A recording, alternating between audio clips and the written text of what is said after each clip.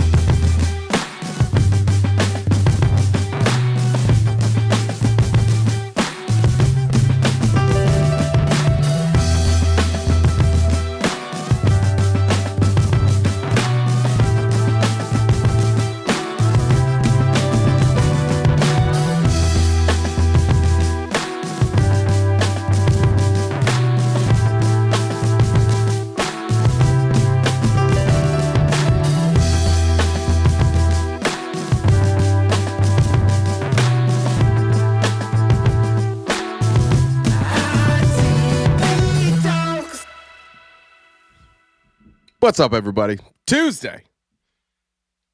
Did we think we would make it to Tuesday? I wasn't sure we would make it to Tuesday, but we made it to Tuesday.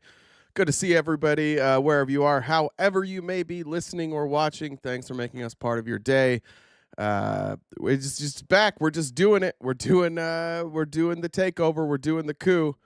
Let me adjust this camera just a little bit there. A little wonky. We're doing it. The United States of Trump. It's Taco Tuesday. That's right. Happy Taco Tuesday for all who celebrate, all who observe. It's good to have you. I'm a foreign friendly currently on a live where they're talking exit strategies. I'm sorry, America's spiraling. Yeah, thank you. And welcome. I think a lot of people are starting to contemplate an exit strategy. I just don't I just don't understand why conservatives think this is good for them. You know what I mean? Like, when Trump won, really when anybody wins that doesn't share our ideology, we're aware that there's going to be some things that happen that we don't like. But I'm just trying to figure out for the Trump conservatives, the Trump Republicans, like, what are they getting out of this? How do they benefit from any of this? I've yet to have anybody answer that question. I've yet to have a conservative answer that question when I talk to them. What do you get out of this? Well, it's not about that. It's about the rule of law. My reward will come later. Your reward is not coming. It's not. It's much like my personal life. It is. It's not coming. It's not coming. Anyway, it's good to have you guys here. Let me pull up the outline. And I apologize. I'm still stuffed up. It's like the end of the sinus infection where it's just like from here to here is just mucus, and it's awful. Oh, and I need to get in the VC before Jen yells at me. Give me a second. Doot. There we go. All right. I just want to play. I didn't even get it. Show you what's going on in Canada this morning. This was the headline from the biggest newspaper in Quebec.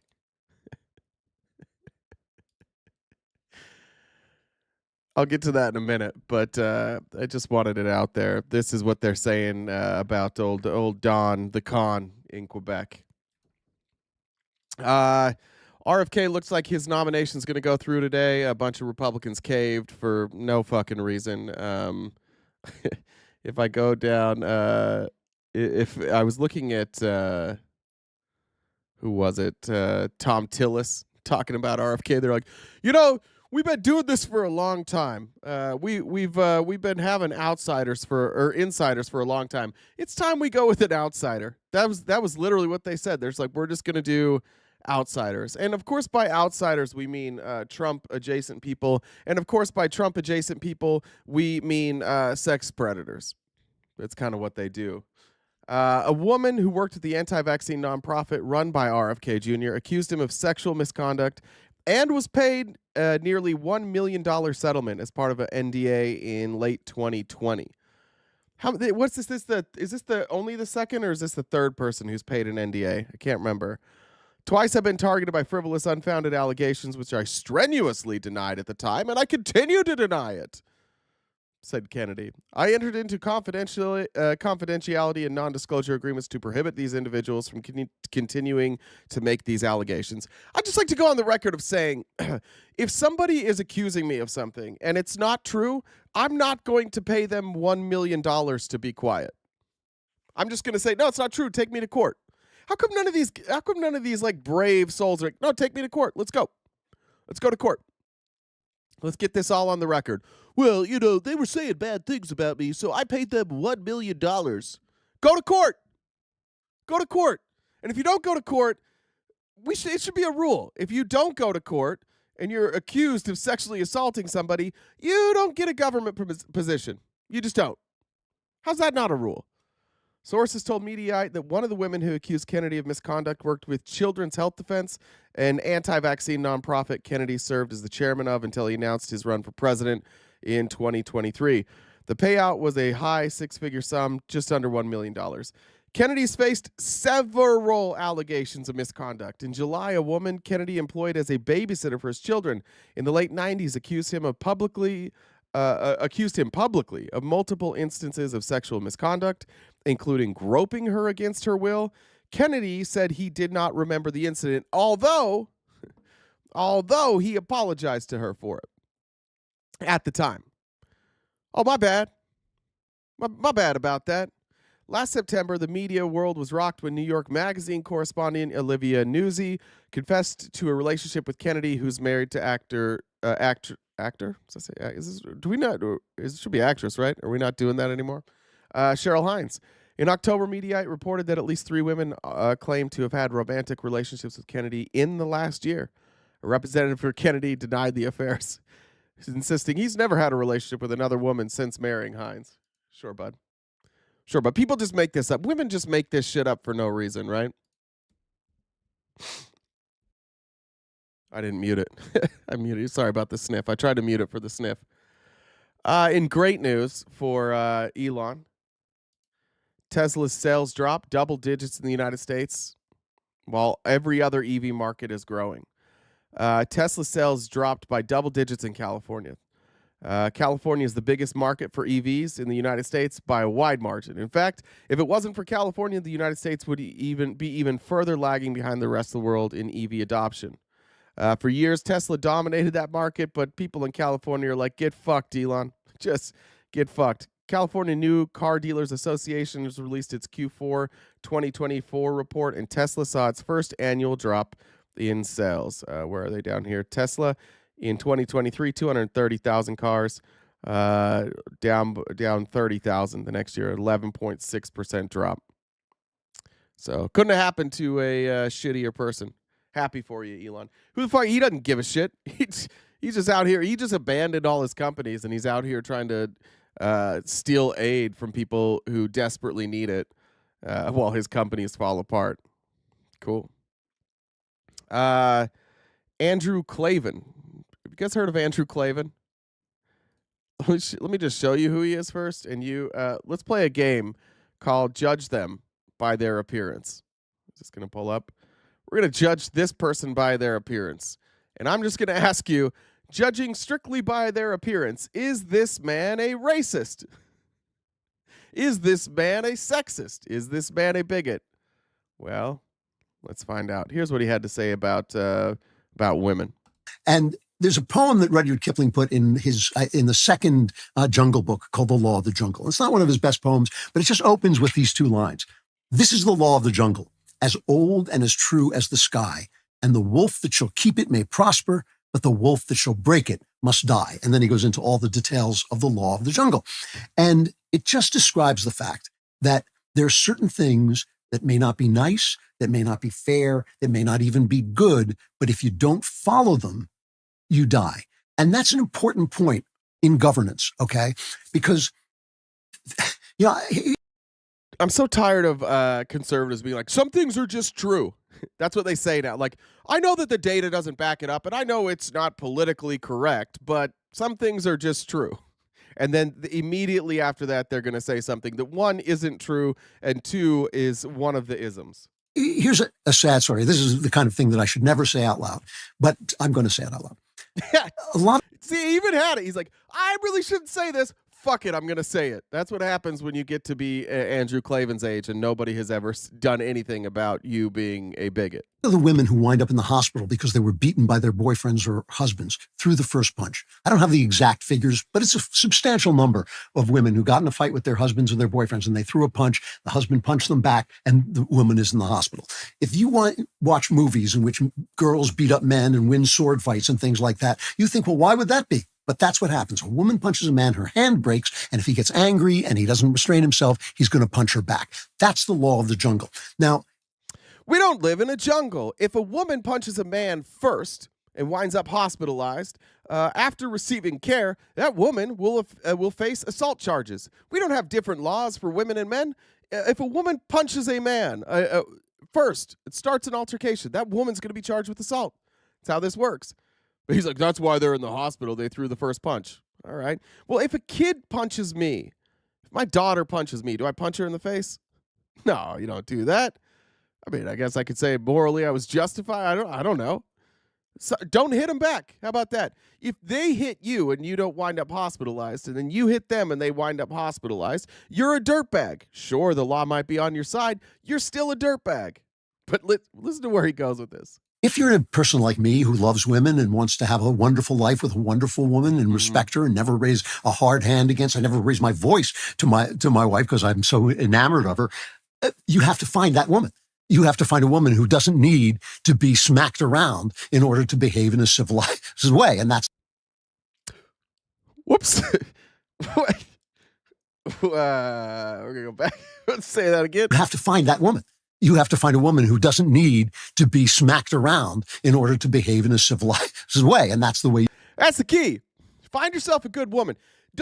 Most women need to be smacked around in order to act in a civilized way. But you've got to do your due diligence. And if you don't want to hit women, you got to find a woman who doesn't have to be smacked in order to act in a civilized way. This is Andrew Klavan. He's on the Daily Wire. This is Ben Shapiro's network.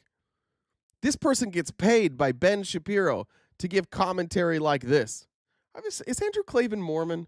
I have a sneaking suspicion he might be Mormon. Let's see.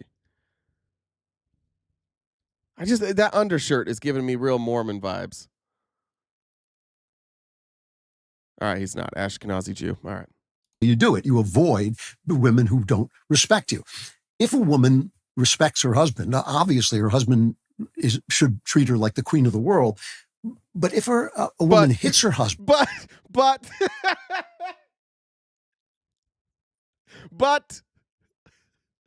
No, Andrew Klavan. Obviously her husband should treat her like the queen of the world. But if a woman hits her husband, he should never hit her back, but he will. She will learn what it's like to live with somebody who's bigger, meaner, tougher, stronger than she is. That's the law of the jungle. It's not right. Who teaches the man the law of the jungle? Who's teaching the man in this scenario? Because if the man is this biggest, strongest, this is called patriarchy. We're bigger, so we rule. It's not good. The guy should be arrested, but it will happen. That is the way things work. And that's why Andrew Tate has some kind of panache with young people, because he says this out loud and nobody ever says it out loud. That doesn't create a responsibility in you to beat your wife. It creates a responsibility in you to find a woman who will respect you so you can treat her as she deserves to be treated. So you don't have to beat her. You know what I mean? Like, that's what Andrew Tate's really saying. Sorry, I got some weird green screen shit. Let me change the lighting. It's driving me nuts. I don't know if that'll fix it. It did not fix it. I wonder if I change this type of lighting. It made it worse. Worse. A little better. Sorry about the green screen lighting, guys. We're just going to have to deal with it today, I guess. I don't know what's going on with that. Yeah, Andrew Tate, what he's teaching us is simply that it's the law of the jungle. By the way, I didn't even add this in here. I forgot about Andrew Tate. Let me just show you. If we search Andrew Tate right now on Twitter, his friend Andrew Tate. Here's the first thing you find with Andrew Tate on Twitter.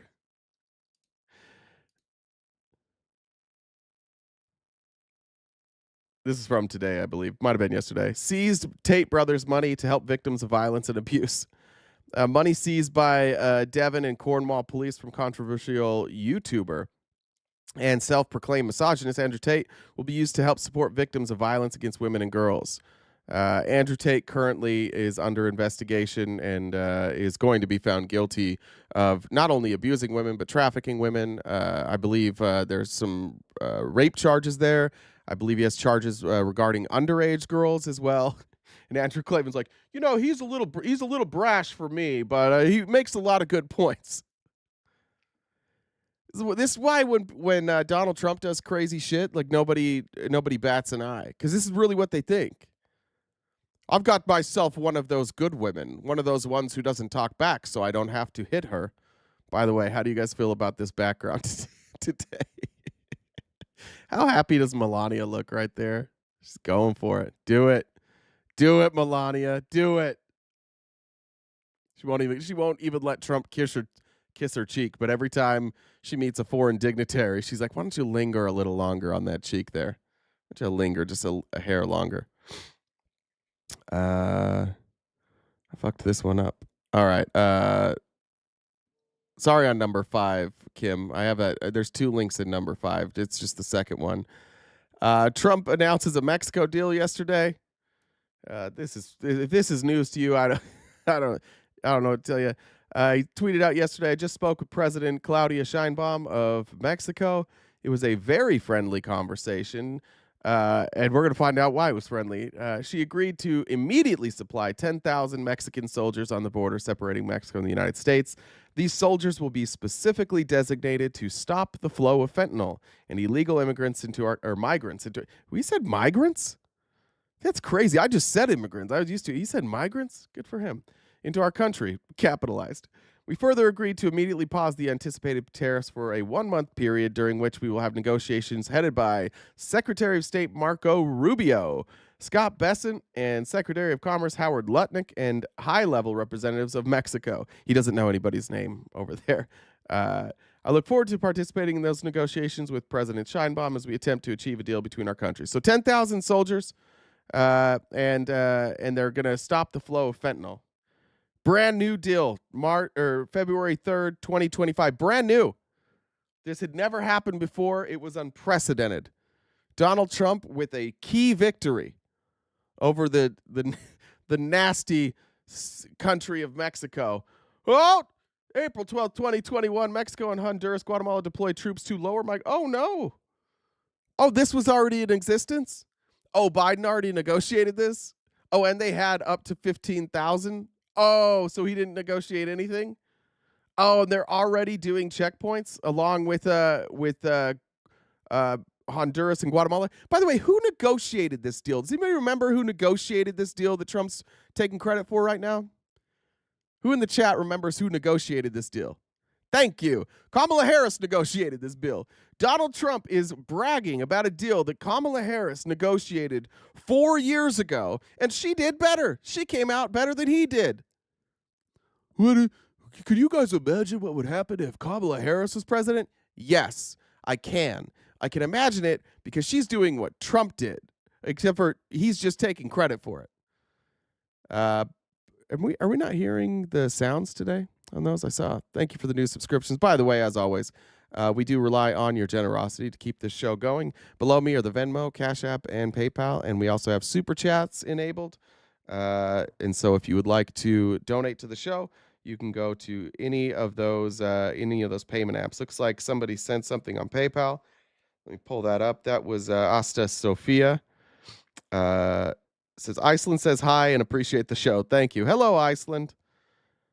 It's nice to see you. Bree says, good morning, Poppy. Andrew Klavan is a piece of shit.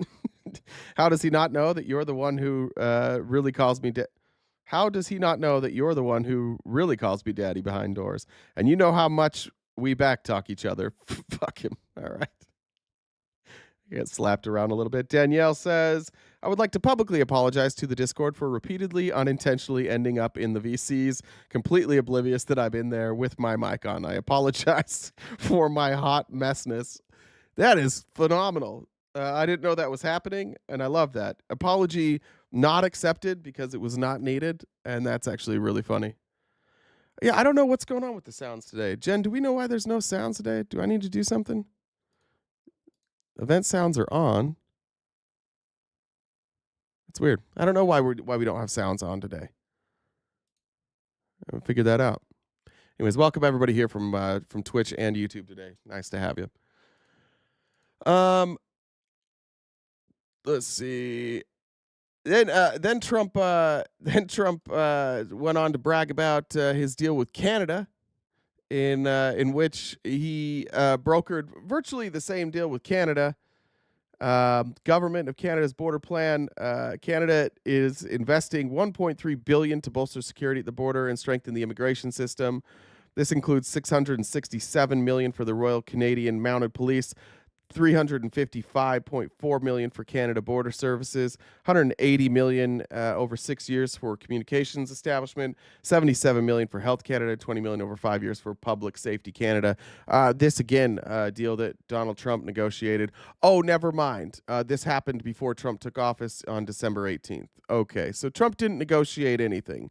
So he went to Canada, went to Mexico, and he said, all right, let's negotiate. Here's what I want. And they said, you'll get nothing and you'll be happy with it. And he said, okay, I'm going to go on Truth Social and brag about it now. He didn't get anything. He literally didn't get anything. Look, here's the troop deployment graphic here. This is 2019. Mexico sends 15,000 troops to U.S. border to keep migration in check, officials say. Mexico agrees to deploy 10,000 troops to the U.S. border in exchange for tariff pause. We've been doing this forever. None of this is new. This has just been going on. It's not new. MAGA, just be a little better.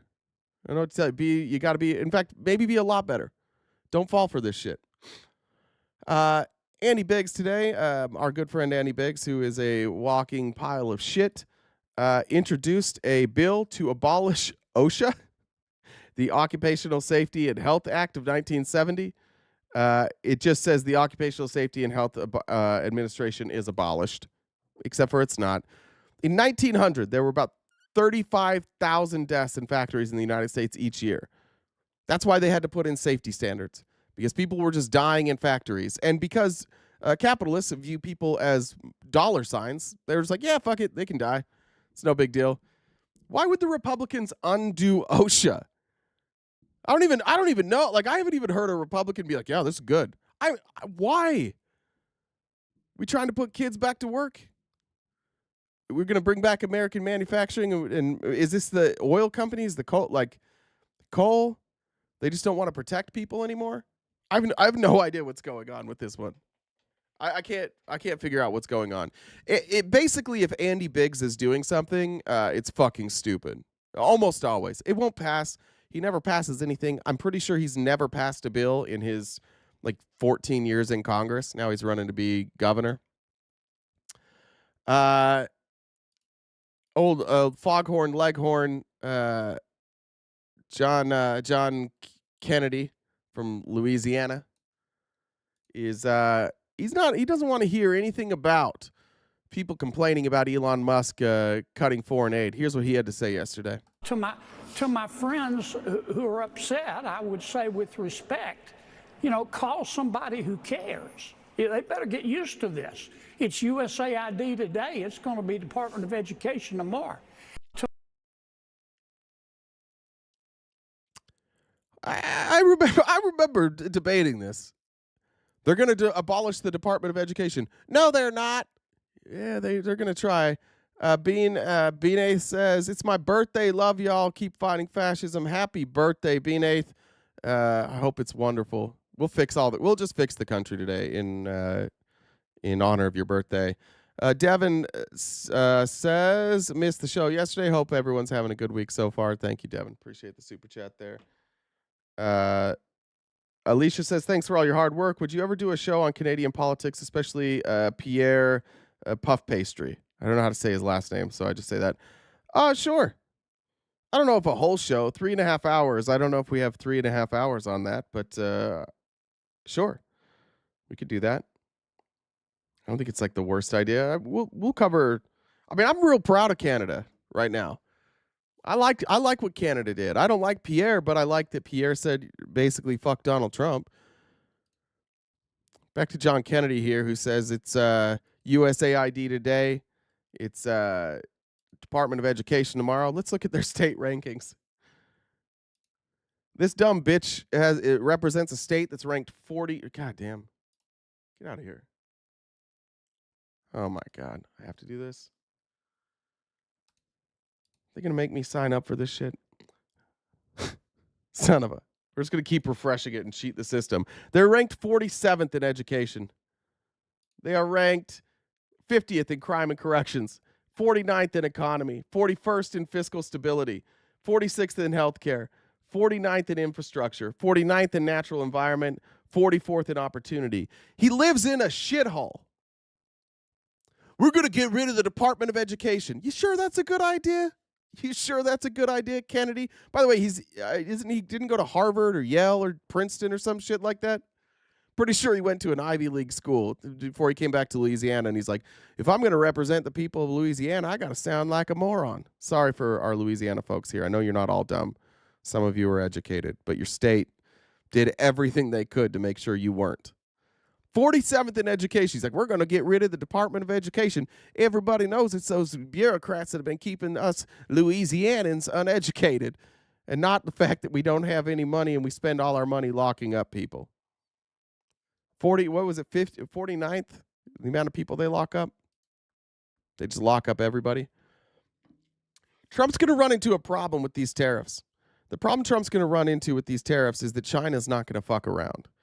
Like they're not just going to lay down and say like, oh, maybe they'll say we'll go back to our existing agreement. Maybe it ends as quickly. But if Trump wants to fuck around and find out like he did last time, he lost the trade war with China last time. Don't let them do revisionist history and tell you that Donald Trump beat China in the trade war. Donald Trump lost that trade war, and he had to bail out American farmers to the tune of $80 billion because he lost so badly to China. China has announced retaliatory tariffs on American imports and an antitrust investigation into Google, just minutes after a sweeping levy on Chinese products imposed by U.S. President Donald Trump. Good guy. Here's the top 10 imports from China: cell phones, computers, electric and industrial equipment, toys, games, sporting goods, appliances and furnitures, clothing and textiles, car parts, telecommunications, cookware, cutlery, and shoes. Sorry, sneakerheads. Just when you thought the price of your Jordans was coming down, it's on its way back up. Does that mean if we're going to get dupes, we got to pay for dupes now? I got to pay an extra 30% on dupes? I don't like that idea. I don't like that one bit. I thought I had highlighted some. Maybe I didn't. Maybe they just didn't stick around. This isn't the first round of tit-for-tat actions between the two countries. China and the U.S. engaged in an escalating trade war in 2018 when Trump repeatedly raised tariffs on Chinese goods, and China responded every time. This time, analysts said China is much better prepared, announcing a slew of measures that go beyond tariffs and cut across different sectors of the U.S. economy. I looked at this stuff. Their counter. I assume they're talking about going after Google, just because like they know Google has Trump's ear. Google largely, I don't think their search engine operates in China because they refuse to like edit their search results for the CCP. China said it will implement a 15% tariff on coal and liquefied natural gas products, as well as a 10% tariff on crude oil, agricultural machinery, and large engine cars imported from the United States. Which means that potentially with those 15 and 10% tariffs, they will they don't get a ton of natural gas and a ton of coal or crude oil from the United States, but now they're probably going to take none. Now they're probably just going to go to Russia for most of this or other smaller countries. Impact on U.S. exports might be limited. Though the U.S. is the biggest exporter of liquid gas globally, it doesn't import much to China. 2.3% of its total natural gas exports is what went to China last year. So we'll keep an eye on China. I don't know how much they're going to respond. It'll be interesting to see how much they respond. One of my Canadians just sent me something. Let me see this real quick.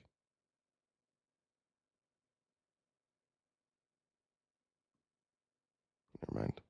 Not what I thought it was. Sorry, I thought that was going to be pertinent. Oh, excuse me. Sorry, my head is. I gotta maybe take out a headphone. My head feels like it's like full. Trump appointee Darren Beatty. I think it's Beatty. He's a former Trump speechwriter, and now he has been appointed. What is his job? Elevated at top. Oh, this was from 2022. Excuse me. Yeah, top job at the State Department. Darren Beatty here. After being ousted from Trump's first White House for speaking at a white nationalist conference, Beatty founded the right-wing media outlet Revolver News. The outlet is known for amplifying false conspiracies about the January 6th attack on the U.S. Capitol, including allegations that federal agencies orchestrated aspects of the attack. Like any lunatic with a conspiracy theory is just being put into this administration. Somebody said it the other day, but like, how can you have both? How can you say the FBI orchestrated January 6th and yet all of these people pled guilty and you had to pardon them?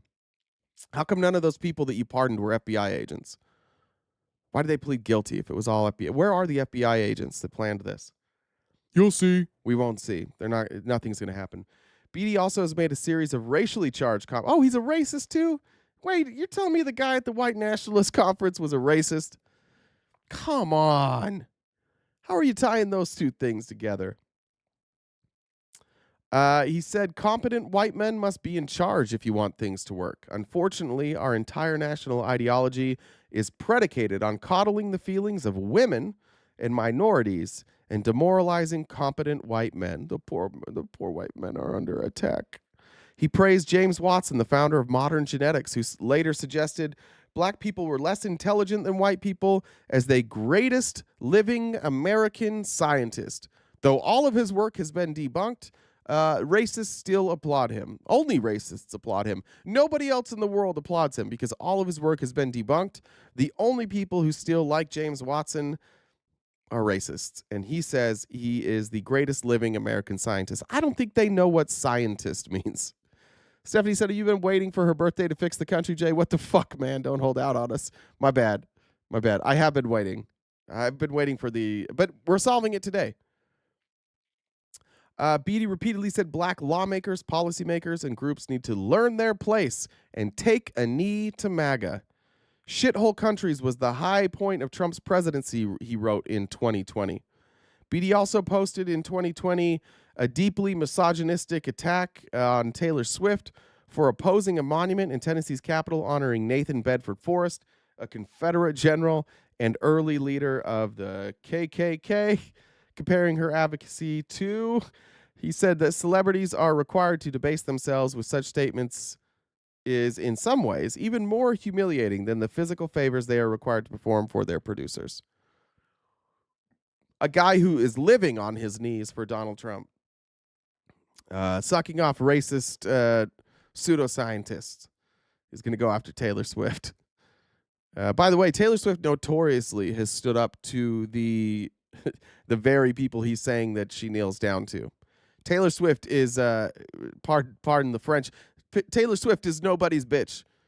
Taylor Swift doesn't take shit from people. Taylor Swift stands up.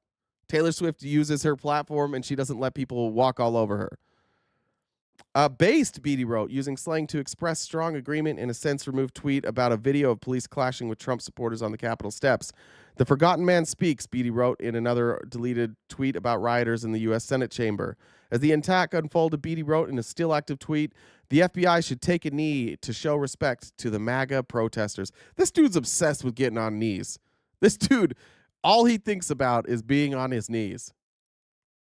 I bet I know what that search history looks like. I have this sneaking suspicion I know what his search history looks like. Following the riot, Beatty wrote in another deleted tweet around 11 p.m., this color revolution is red, white, and blue. Mostly white. It was mostly white.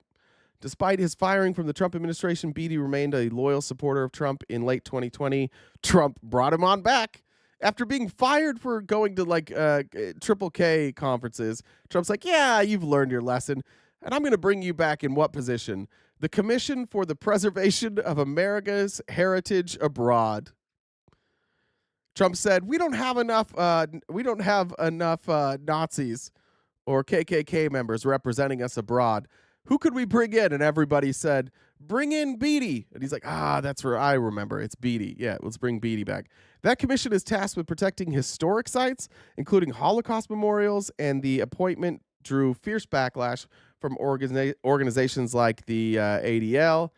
Biden did dismiss Beatty from the commission, along with several other Trump-era appointees, but only in 2022. It took Joe Biden a full year to get rid of this guy. And just another example to us that Joe Biden was a colossal mistake, a massive, massive mistake. And I'll eat crow on that. I didn't think so either, but Joe Biden could have been a hell of a lot better. In July 2024, he wrote that it might mean fewer drag queen parades in Taiwan, but otherwise not the end of the world, responding to China taking over Taiwan. This is the problem with all of these sick fucks, is that they're literally anything that is woke, they want it gone, and they don't care if it's fascism, they don't care if people die.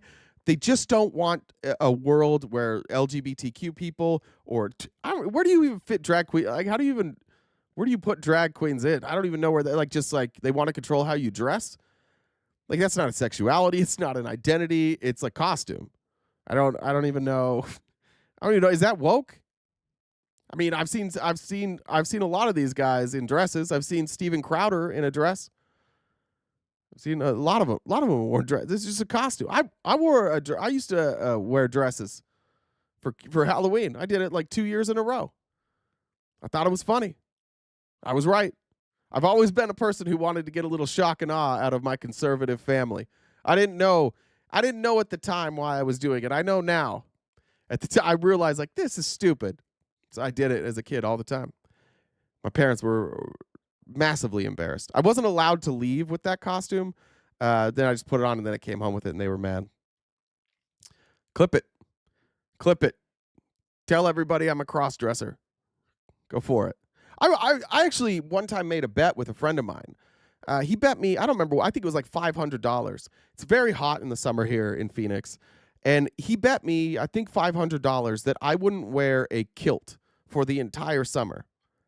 And I was so excited. I couldn't find one that wasn't made of like burlap.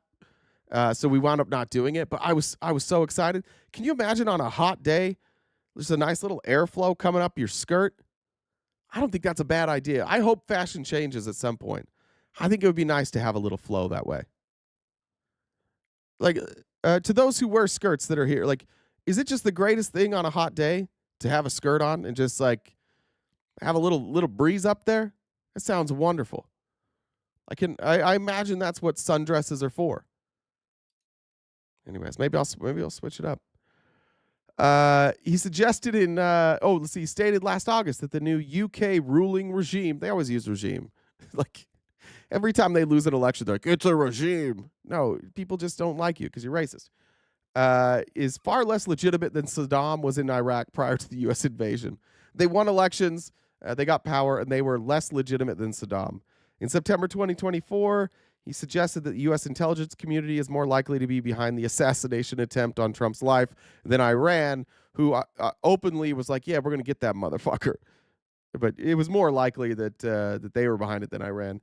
Beatty repeatedly spread conspiracy theories regarding the January 6th Capitol attack, including referring to pipe bombs found inside the DNC and RNC as the pipe bomb hoax, that the federal government spurred the insurrection, calling it a Fedsurrection and setup. Quick reminder, on January 6th, the feds would have been under control of Donald Trump, and they are the ones who seem to have hidden all that evidence. We should know who the pipe bomber is. And I'm not saying we should know who the pipe bomber is. Like, this isn't fair that we don't know. We have all the evidence. We know where they went. We know after dropping off the bombs.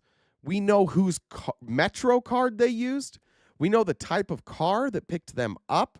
We know the stop they left after the Metro. We know everything about this person. And DC is loaded with cameras. I 100% believe that the Trump administration knows who the pipe bomber is. I 100% think that that's true. We have too much information for them not to know who it is. I'm going to say 99% just in case. I forget that they are dumb also. Almost immediately following the attack, Beatty denied that those breaking into the Capitol were Trump supporters. He said Mayor Bowser. Now we're back on our knees. Mayor Bowser should take a knee as a sign of respect for MAGA. Tim Scott needs to learn his place and take a knee for MAGA. Black woman, black man.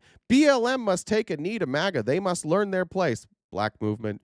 K. Joel Kames of Heritage Foundation needs to learn her natural place and take a knee to MAGA. Woman.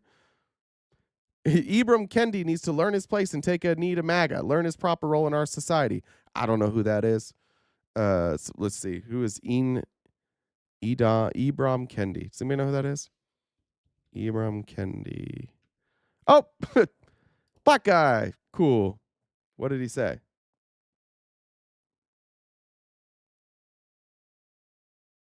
He was at Boston University in its anti-racism center. Now it looks like he's headed to Howard as the director of Institute for Advanced Study. Okay, cool. Shocker. How many more racists before we get to call you guys racist? I did have Tom Tillis. Here was Tom Tillis telling us why he voted for RFK today. Just a little change of subject here. Colleagues to hold off at the outset. I'll go to the Republican side next. First, Senator Tillis. Thank you, Mr. Chairman. I voted aye today, and I want to just briefly explain why. I believe in my 65 years, I'll be 65 in August, that Mr. Kennedy will be one of the first people coming before who is, in fact, not a trained healthcare expert. He views this through the lens of an attorney. He's brought many lawsuits on food safety, vaccine safety, a number of other things. But, Mr. Chair, there's a reason that they've never had somebody in charge of HHS that wasn't in the medical industry. It's because they don't know. It's because you want an expert, or it's somebody with at least some expertise. This is a weird flex. I'm voting for RFK because he doesn't know what the fuck he's talking about. And it's about time that we had people in government running organizations that didn't know what the fuck they were talking about. I think it was Senator Warnock that said that the president said he was going to go wild in the Department of Health and Human Services. I hope he does. I hope he goes wild and actually finds a way to reduce the cost of health care. How? How is HHS going to reduce the cost of healthcare? How? Banning foods? You think the healthcare companies will be like, oh, now we'll lower prices? They're never going to lower prices. They're just going to keep going up. I mean, these people are so cucked and so goddamn dumb. I really hope that he does. I know he doesn't have experience, but I really hope he does do something good. Cool. Could we nominate and confirm people on more than just like a hope and a dream? Please. I hope he goes wild, and instead of having the discussions that we have had for the 10 years that I've been in the Senate of making Medicaid work and making people on Medicaid healthier, I hope he goes wild and figures out how to do it, because the status quo has not achieved much in the way of gain. That's because of you. That's Republicans. Every advancement we've tried to make with Medicare, you motherfuckers shut it down. I'm tired of these same old conversations. Change them. Change the conversation. Don't put in an idiot. Right? Like, you guys could change. Well, the thing is we get all our talking points from the healthcare industry, and we don't really know. And so that's why it hasn't changed. But RFK is going to change something. No, he's not. He's not going to change one goddamn thing. I hope he goes wild on food safety discussion so that we can actually improve our food safety. You don't need him to do that. You guys can do that. You're Congress. I hope this guy does all the things that Congress has failed to do that he can't do because he's not Congress. Supply. I hope he goes wild on the healthcare supply chains and, in fact, tries to make sure that drug prices go down instead of bludgeoning pharmaceutical companies, get everybody in the room and make sure that we do this right. Wait, instead of bludgeoning pharmaceutical, I hope he gets the prices to go down instead of blaming the pharmaceutical companies. Who's raising the prices? Goddamn, guys, we got the dumbest Congress in the history of Congress. I'm tired of people going after Congress and talking bad, or big pharma going after these pharmaceutical companies and saying that they're the reason the prices are so high, even though they're the reason prices are so high. Reduce the cost of bringing a vaccine to market, reduce the cost of bringing drugs and therapeutics to market, look at the full supply chain, and somebody with a legal mind may do that. He is no health professional. In fact, he's the first, I believe, and since I've been alive, who's not been a healthcare professional in a scientific sense. But he is a professional in terms. But not in a scientific sense, but in like the sense that I just think he is. Then he's a professional in that sense. But in a scientific or a realistic sense, no, not at all. In terms of carrying this forward and holding people accountable through the courts. But and also, Mr. Chair, I'm not going to go much longer. But I had a lot of people call me earlier. I had people from the agriculture industry call me and express concerns. But I'm not aware of any organized, credible group, the Farm Bureau, the Department of Ag Commissioners, or others, who have said that we should vote against Mr. Kennedy. I heard people express their concerns about his pro-choice position. And yet I haven't seen any pro-life organization score this vote or recommend that we should vote against it. I heard him call the... What?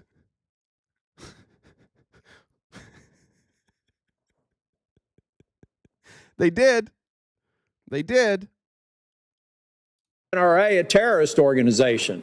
And yet the NRA is silent on his confirmation. That's because he's not a legislator, you dumb dick. He has nothing to do with guns. And so I've heard him say that GMOs are a concern. Hopefully we can convince him that not all GMOs are. It's feeding the world. Corn, drought-resistant strains of healthy vegetables will move on. Protein producers were mad about lawsuits were brought against. If you can't convince... If RFK is in front of you right now, and RFK is saying all GMOs are bad, and you're putting him in charge and saying, hopefully we can convince him that not all GMOs are bad, you're just admitting. You're just admitting here, we just really hope he's not as dog shit as we thought. Why don't you guys just reject him and have Trump put up somebody good? That's an option. Couldn't you just have somebody good? Or somebody that knew something? Somebody who doesn't think GMOs are ruining everything? This is the same shit Marianne Williamson said. All GMOs are bad. No, they're not. Everything we eat is GMO. Everything. Not all of it is bad. But there's been no organized opposition against them. And so maybe it is time to have a different kind of disruptor there. I'm sorry to stop this all the time, but there's so much organized opposition against him. So much. These people don't live in they don't live in the same world that we live in. When he says nobody came out and spoke against him, he means no Republicans. Because you guys are all cucks. And by the way, Republicans need to be branded as cucks. Now that we're not on TikTok, we're going to say cuck a whole lot more. Because that's what they are. They're all cucks. They're all saying the same thing about Elon, about RFK. Well, we hope it works out. Donald told us to do it, and we hope it works out. The only way that the only way that Bobby Kennedy and I will get crosswise is if he does actually take a position against the safety of proven vaccines. That will be a problem for me. He answered a very important question to me during the hearing. I asked him specifically if it was his intent to let the scientists of the CDC, the NIH, BARDA, and other organizations to work independently. He said to me under oath that he would. If he fails to do that, that will be a concern for me and something I'll bring up in a future oversight hearing. But, Mr. Chair, we have not made appreciable progress in Medicaid and improving the health of the population on Medicaid. We have a SNAP program that does have too much sugar and things that are eligible in that program that should be eliminated to make. Michelle Obama tried to eliminate this, and he was in Congress when that happened, and the Republicans shut it down. We've tried to do this for decades. That's the ironic thing. I'm interested. If Republicans get on board with some of this stuff, there can be some good stuff that comes out of RFK, right? If RFK does eliminate some of the additives that are in our food that are harmful, great. But all this other stuff that they're talking about, he can't do, and they can. So it's just frustrating to hear members of Congress be like, We're putting all our hope in you. It's your job. That's what you do. He's an administrator. He's not a lawmaker. He's not a legislator. He can't write new laws. That's what you guys do. You could have fixed all this shit. You don't need a lunatic as the head of HHS for you guys to write these laws. And by the way, I bet they don't. Who wants to bet they don't? And then they'll just blame RFK. Oh, well, he didn't get it done. He wasn't able to write laws, even though it's our job. Make these people who are on free and reduced lunch healthier. We need to stop having full trash cans in public school cafeterias full of stuff that the kids aren't eating, and figure out how those kids on free and reduced lunch actually have a healthier lifestyle. And so I, for one, think that it is time to put a disruptor in. It is time to put somebody in there that's going to go wild. But there are areas where I think that's exactly what we need. And there are areas of Health and Human Services that if you touch the gold standard for the NIH and the CDC, then I'll have a problem with that nominee, and we'll bring that up during oversight. But it was for those reasons. And the fact is that there's not a single organization that I consider to be credible in this space, in agriculture, in Second Amendment, or in pro-life, who have openly objected and scored this vote. I believe that silence is consent. And the fact that they haven't suggests to me. Come on. Come on. Don't say silence is consent with RFK. I just got done reading all of the non-consent that he did where people were silent. Don't say silent is consent with RFK. That's a bad move. That's a real bad move. Everything is consent to RFK. Cam says, as someone in the construction industry, it interested me to know some of Andy Bigg's top industry donors include construction, real estate, oil and gas. He wants to delete OSHA because he's getting paid. Republicans are stupid. That is a shockingly low amount of donations that he gets, by the way. And I agree with you. It is shockingly low. Like, literally nobody cares about Andy Biggs. Nobody. If I went outside, right, like if I should do this one day. I should walk through my neighborhood and just every time I run into somebody, just say, hey, would you do me a favor? Could you tell me who Andy Biggs is? I bet it's 30% of the people that know. And he lives not in my neighborhood, but like the next development over. Like he's right here. Bree says, just wanted to let y'all know that today is Mardi Gras, so if you feel inspired to get some beads, my inbox is open, especially for you, Jay. I'm still waiting. I'm going to show my third nipple later. Brendan says, today is also my birthday. Happy birthday to all 2 4s out there. Also sent a silly package a while ago. Have you had a chance to grab it? Also, I made a commercial with one of your lines in the RTP Out of Context channel. Keep rocking. Maybe. So I have a P.O. box. Where is this? I have a P.O. box, and when they send me stuff, they remove the label, so I didn't know who this was from. But this could be you, Brendan. I've been waiting to show this once I found out. This was a care package I received that included a sleeve of golf balls. Thank you very much. Did they just ask you if you grabbed your package? Yeah. Jen, that's not appropriate. This is a basketball card of Russell Westbrook there. This has to be it because it was the most. I opened it and it was just like one surprise after another. Is this? I believe this is Ken Shamrock. I'm pretty sure. Ken Shamrock action figure.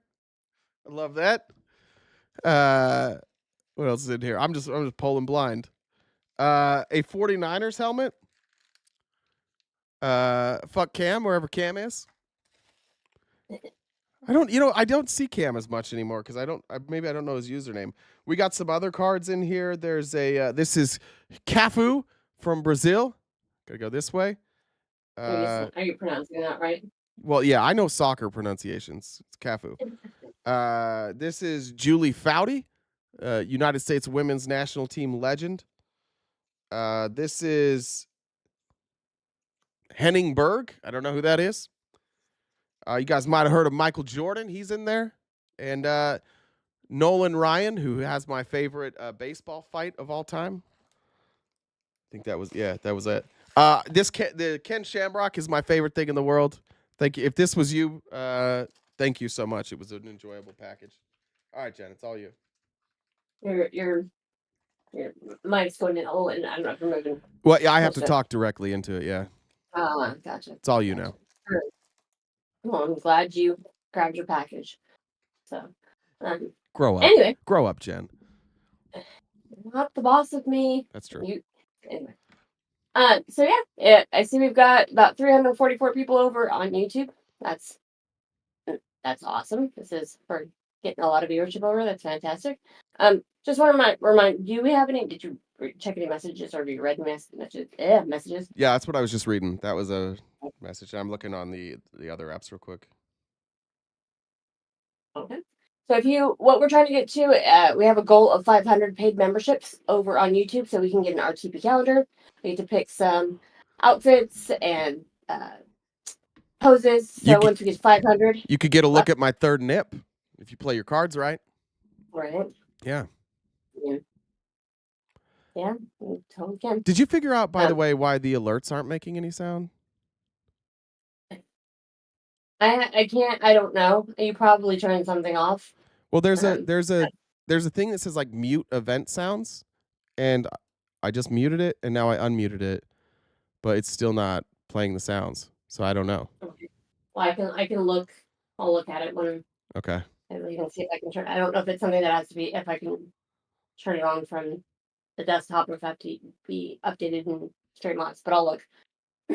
So, anyways, 500 subscribers, paid memberships over on YouTube. Get a calendar. So if you guys want to subscribe over there, we'll get closer to our goal of about 500. We are in February, so we're getting down months. So we want to get on it sooner rather than later, so we don't get less months. We have on Twitch. If you want to subscribe to us over there, use your Amazon Prime membership. Use Bezos's money and not your own. So that's an option. I've been uploading different emotes for Twitch. I'm still figuring out how to get everything going. So if you want to test those out, I know that's not the gift goal number that we're at. Oh shit! Thank you. Yeah. So that top left hand corner, we need to hit that gift goal each day so we can keep this going. So Venmo, Cash App, PayPal, Super Chats, that sort of thing, so we can keep doing this every day. And we've got some merch. I did double check. There is the link tree in Twitch, and there's also on YouTube. There's a link tree for our merch store. So if you want to check out that our merch. I saw someone saying that you can't find us on TikTok. That's because we're banned from TikTok right now. Fuck 'em. So you won't find us on TikTok live because we're banned till tomorrow. I'm being told that Mardi Gras is actually on March 4th. So I'm being told by Kristen in the comments. Is this true? I don't know. All right, well. I think Bree just might want to show her. I mean, for the Tatas, that's the same, right? Yeah. So, but yeah, did you hear about the guy who swallowed a frog? I did not. They say he's gonna croak. Stupid. All right, I like that one. You got me. Let me update this goal real quick. Where did we land on Mardi Gras? Oh, Bree was a month early. All right. Rarely is Bree wrong. Today was the day. If you guys want to use the bits, I'll just read them. Bree says, "Can I grab your package?" But I don't have to answer those ones because I don't normally answer them. So I'm just going to read them when they come up. So I apologize for the noise not being there. Bree also said, "Did you know that Barron is not Trump's son?" And here's my shock face from None Your Goddamn Business. Is that like is that like a conspiracy theory that I'm not aware of? That let's see. That Barron is not Trump's son. Who is he the son of? What are those? Redwood tree? I'm literally Googling. Barron Trump is not Trump's son.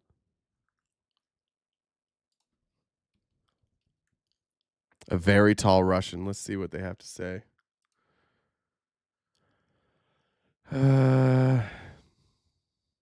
Why Barron Trump never ate lunch and had guarded breaks. I'm not finding it.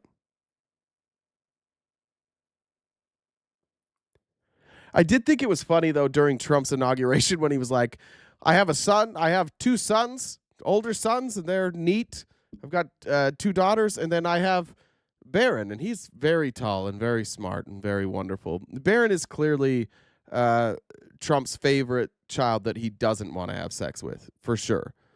Maybe second favorite overall, but favorite one that he does. And, maybe Trump's at the age now that he doesn't think about his daughter in that same way. So maybe Barron is the favorite at this point. It's hard to tell. All right, listen. Can we make a promise to me real quick? I want to make a deal with you guys. I don't want to be made fun of for the next thing I put up. I don't want to, not for what I put up. I don't want to be made fun of for what I'm about to say. My feelings get hurt easily. I don't like, it hurts me when you guys call me boomer and you make me feel like I'm not even part of this world. So before I put this up here, I want, and I trust you guys. You guys would never tease me. So I'm just going to say it. I don't know who Chappell or Chappell Roan is. I have no idea who that is. I don't know what she sings. I believe she's a singer. I don't know who that is. I was unaware of who this human being was until yesterday, and now I know who she is. And I thought this was just, as the cool kids say, based. I hate when people take a political stand at the Grammys or the Oscars or whatever.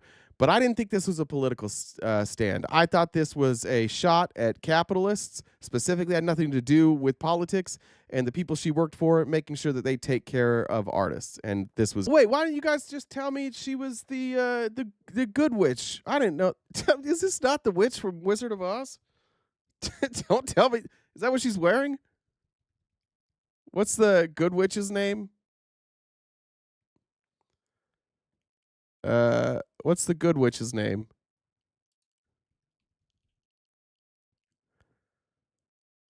I mean, come on. All right, Liz. Don't tell me that this isn't the good witch. Don't tell me that's not her. You're telling me this isn't her? She looks great for her age. There she is. All right, so that's... Is it Chappell? Chappell? Chappell? I don't know how to say it. Anyways. Sorry, I got distracted. Galinda. That's right, Galinda. I don't know what her music is. Somebody said I should play her performance. I can't because then our video gets demonetized.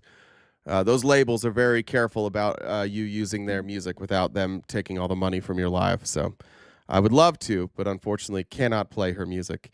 Great job, though, by... Chappell Roan.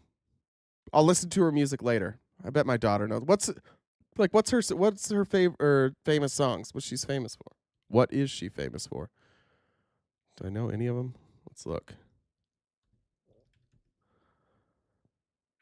Good Luck Babe.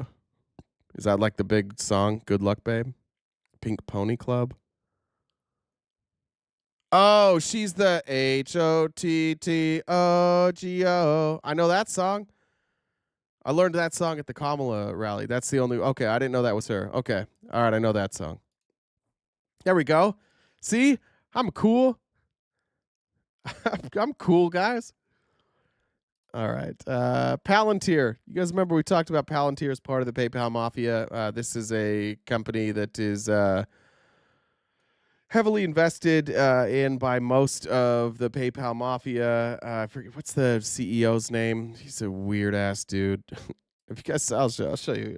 Palantir CEO is Alex Karp is his name. Just listen. I don't want to. I don't like judging people based on their looks. But if this guy's your CEO, come on, get out of here with that. I watched him do an interview. I'm gonna play this interview on a different day. He's the king of saying nothing, and all these people are the same way. But let's go to their stock price. Let me do this. Show you their stock price.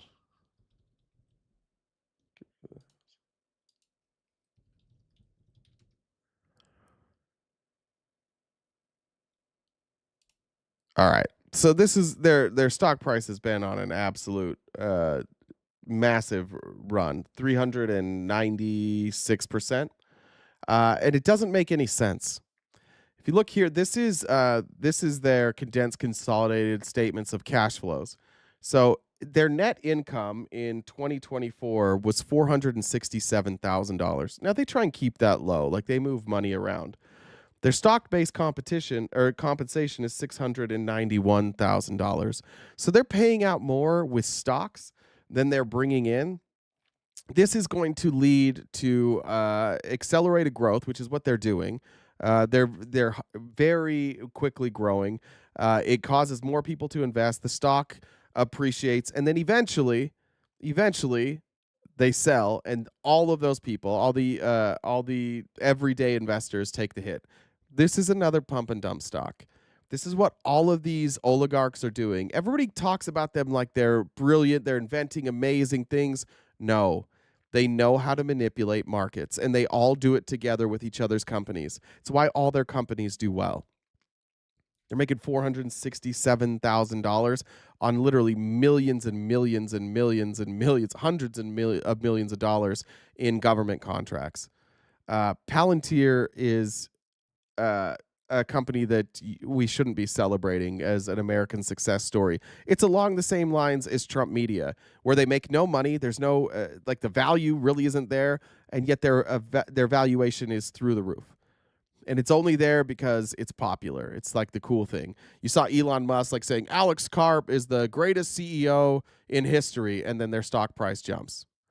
All my Mormon friends think Palantir is great, and all Palantir is doing, by the way, is they do have government contracts. We do have people that work with us that use some of their products, but I'm terrified of Palantir more than anything.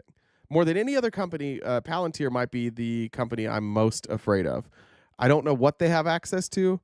They have incredibly questionable people on their board. They have incredibly questionable contracts. I don't trust them for 1 second to keep our nation's secrets to themselves, and yet they have a lot of our nation's secrets. They're able to spy on us if they want to. They can virtually get anything they want because the government just rolls over, and it's the talk of the day. It gets on their knees.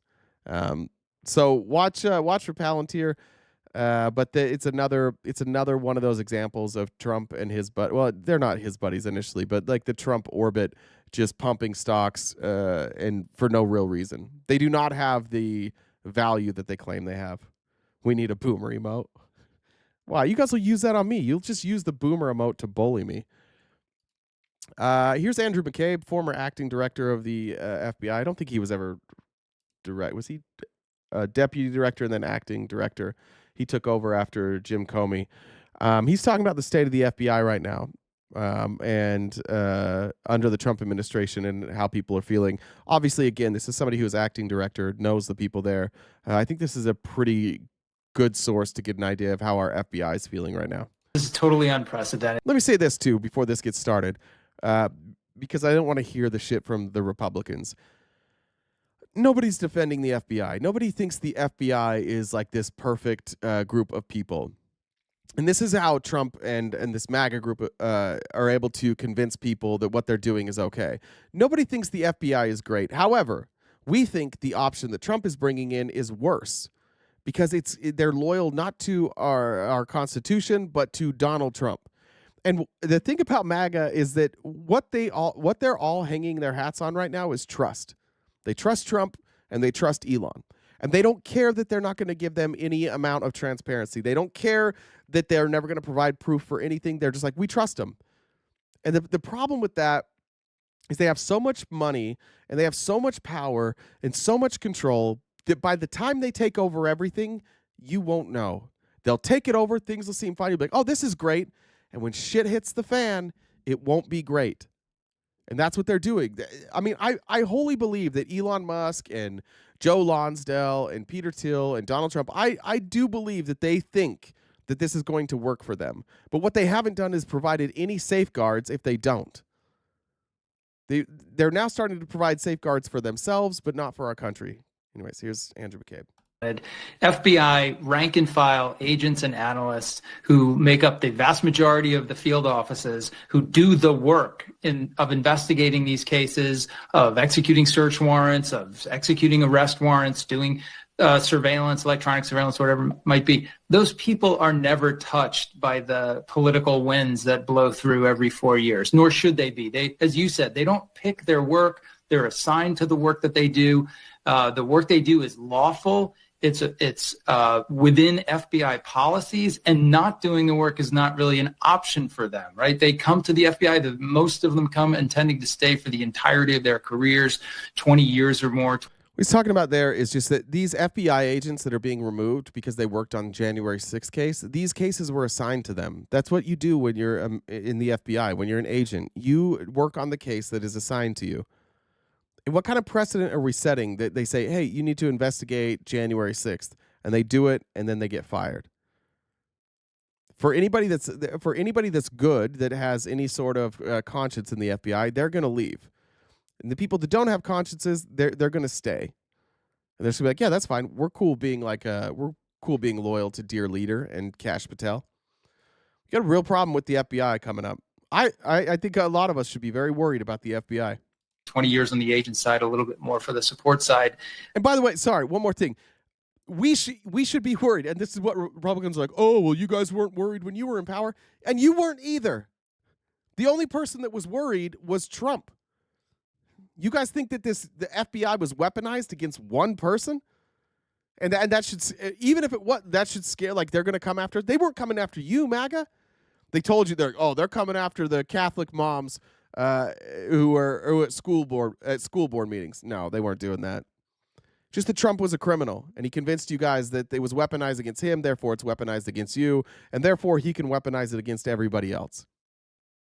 And so to be targeted in this way for termination potentially or retribution simply for doing their jobs on a major national security case is incomprehensible to them or anybody that knows the organization. I've talked to more FBI people in the last 4 days than I did in the prior 4 years.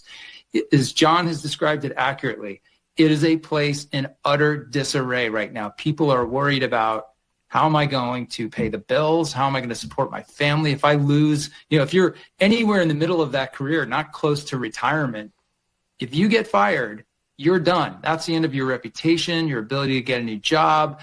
You lose your pay, you lose your chance at a pension, you lose your health insurance. This is a moment of terror for these people. It is absolutely disgraceful that they are being put through this in the middle of some political gamesmanship or active retribution. They don't deserve to be treated this way. It's unlawful and it's disgusting. And John, and I think that, again, not that I want to defend the FBI, but the dehumanization of regular people, any people, by MAGA, anybody who stands in their way, or not even stands in their way, stands in Trump's way, is completely dehumanized. They're no longer viewed as human. They're all subhuman every time.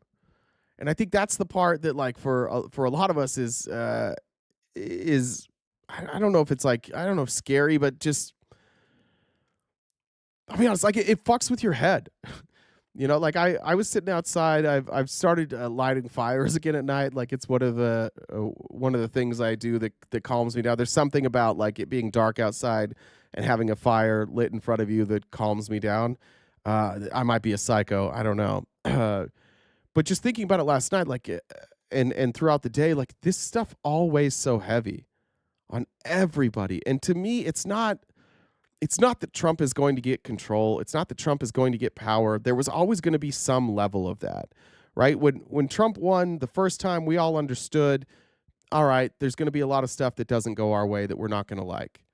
And when he won the second time, we were a little more nervous, but there was this I think at least for me, there was maybe we were wrong about Project 2025. Maybe they're not really going to do Project 2025. And then they just did it. And now they're just doing it.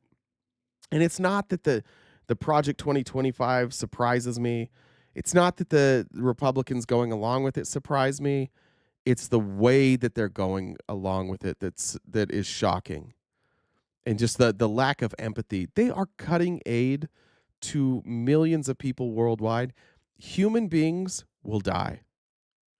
Human beings will absolutely, unequivocally die because of what Elon Musk is doing. And Republicans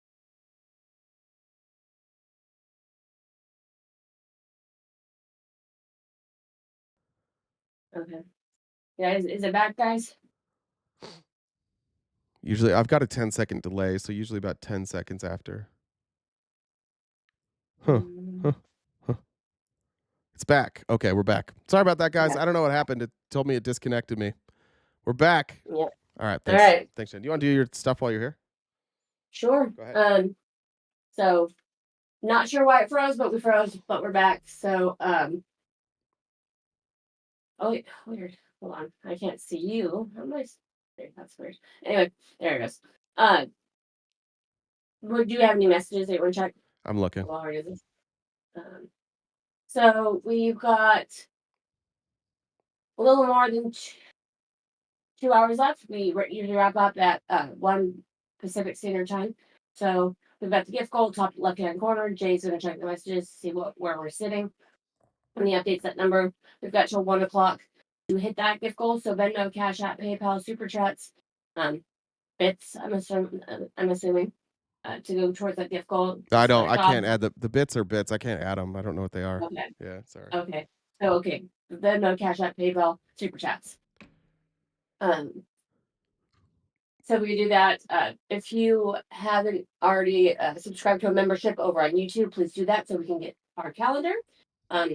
Use your Amazon Prime membership on Twitch so you can get the emotes over there.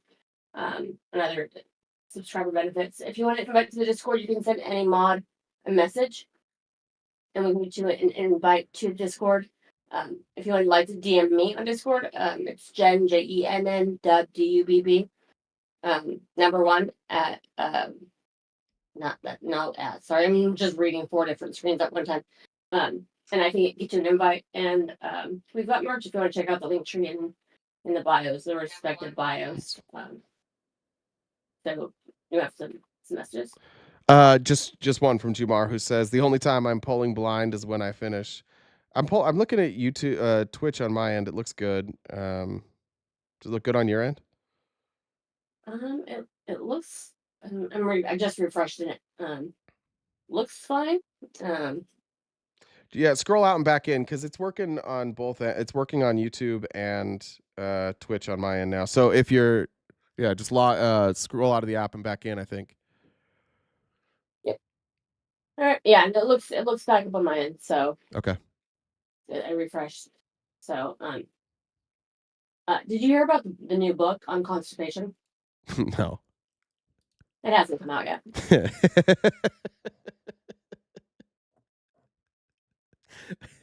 My daughter was late to school the other day because she couldn't shit. It was hilarious. She sat on that toilet and she go, "Ugh, not yet." All right. I wanted to show you this. I came across this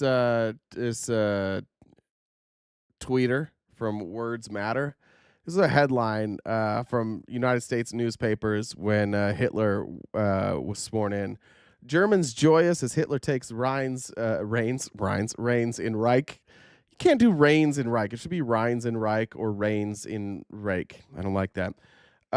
Adolf Hitler, dapper fascist apostle of an unfettered Germany, was joyously acclaimed by his singing, laughing populace tonight as Chancellor of a new era. The fiery little 43-year-old chieftain of the brown shirts stood on a balcony in the Chancellery, eyes glistening with emotion, and watched thousands of his followers march by in a flickering torchlight procession, singing the martial airs of 1914 and 1870.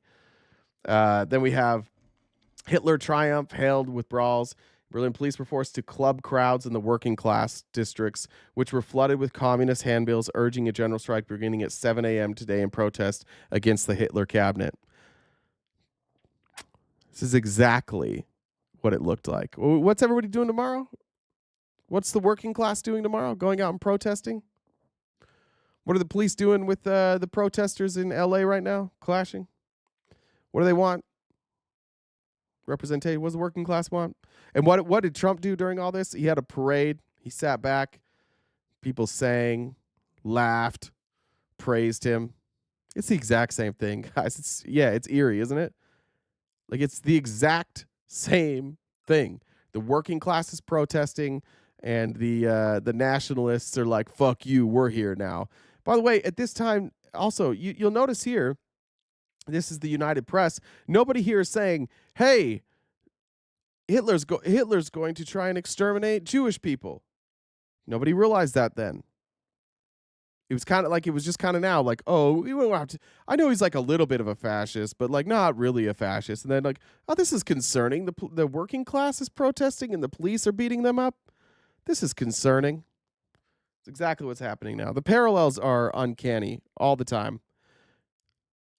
But I did want to show you this. This is our last headline before we go. This is a comedian named Josh Johnson Comedy. I've seen him before, but that's his TikTok. He's going to talk to us about Elon Musk. Real quick, Jessica says,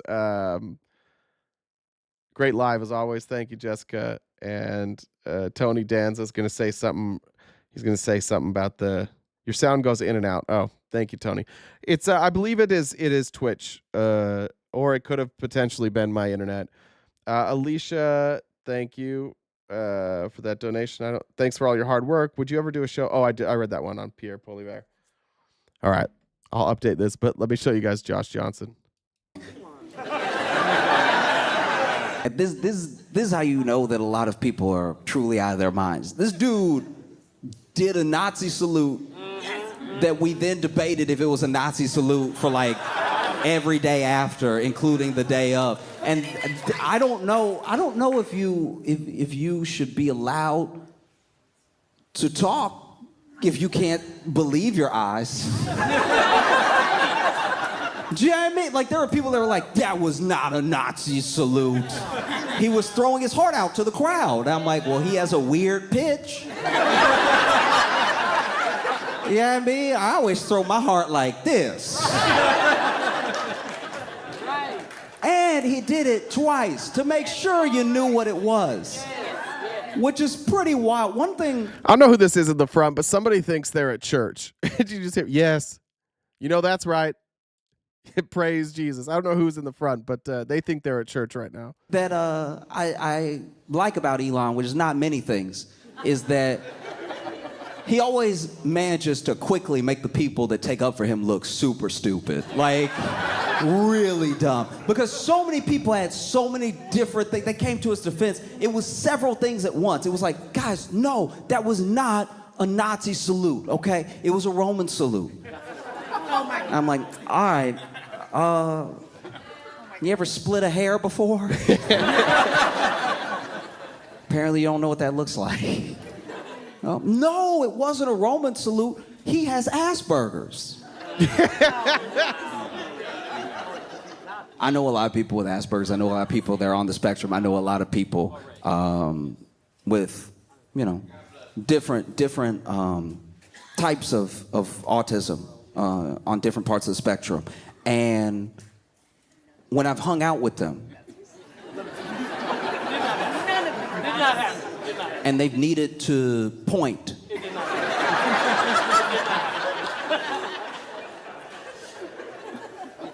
or they want to show me affection. You know what they never did? Anything that looked like that. It's pretty crazy. It's like 100% fundamentally insane that people would then, I don't know. Maybe there's some law I don't know about where if you are a news publication and you say someone did a Nazi salute and they didn't actually do a Nazi salute, that they'll like sue you into oblivion and you just won't exist anymore. But I feel like when you see it, you can say it.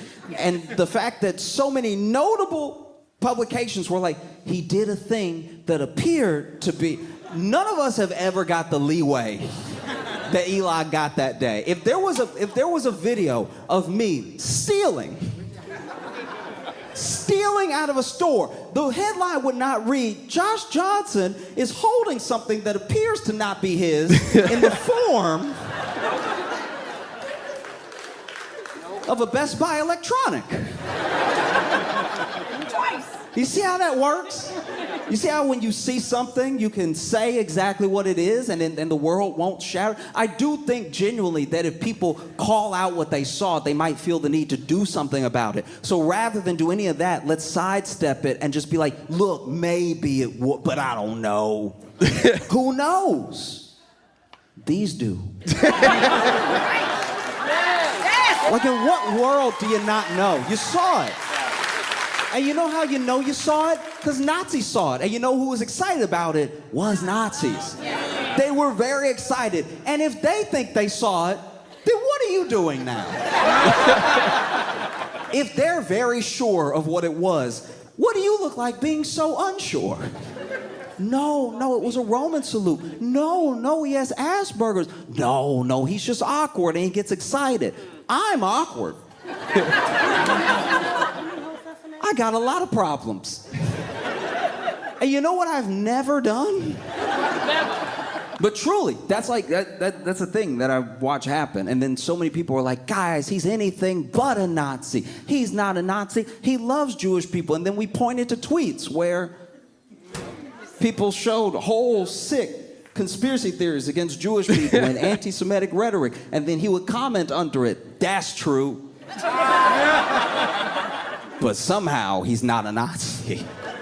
And then, for everyone who was still like on the fence or still hardcore, pro Elon, he's not a Nazi, y'all. He went ahead and did y'all a huge favor. He attended an AFD rally via satellite in Germany and told them, hey, you gotta let go of the past, y'all. We can't keep feeling bad about stuff that happens. The AFD, by the way, which is the most Naziest of the Nazi. He's like, no, you gotta be proud of your Germanness. These are all dog whistles, but you can hear it. You know, I hear you, dog.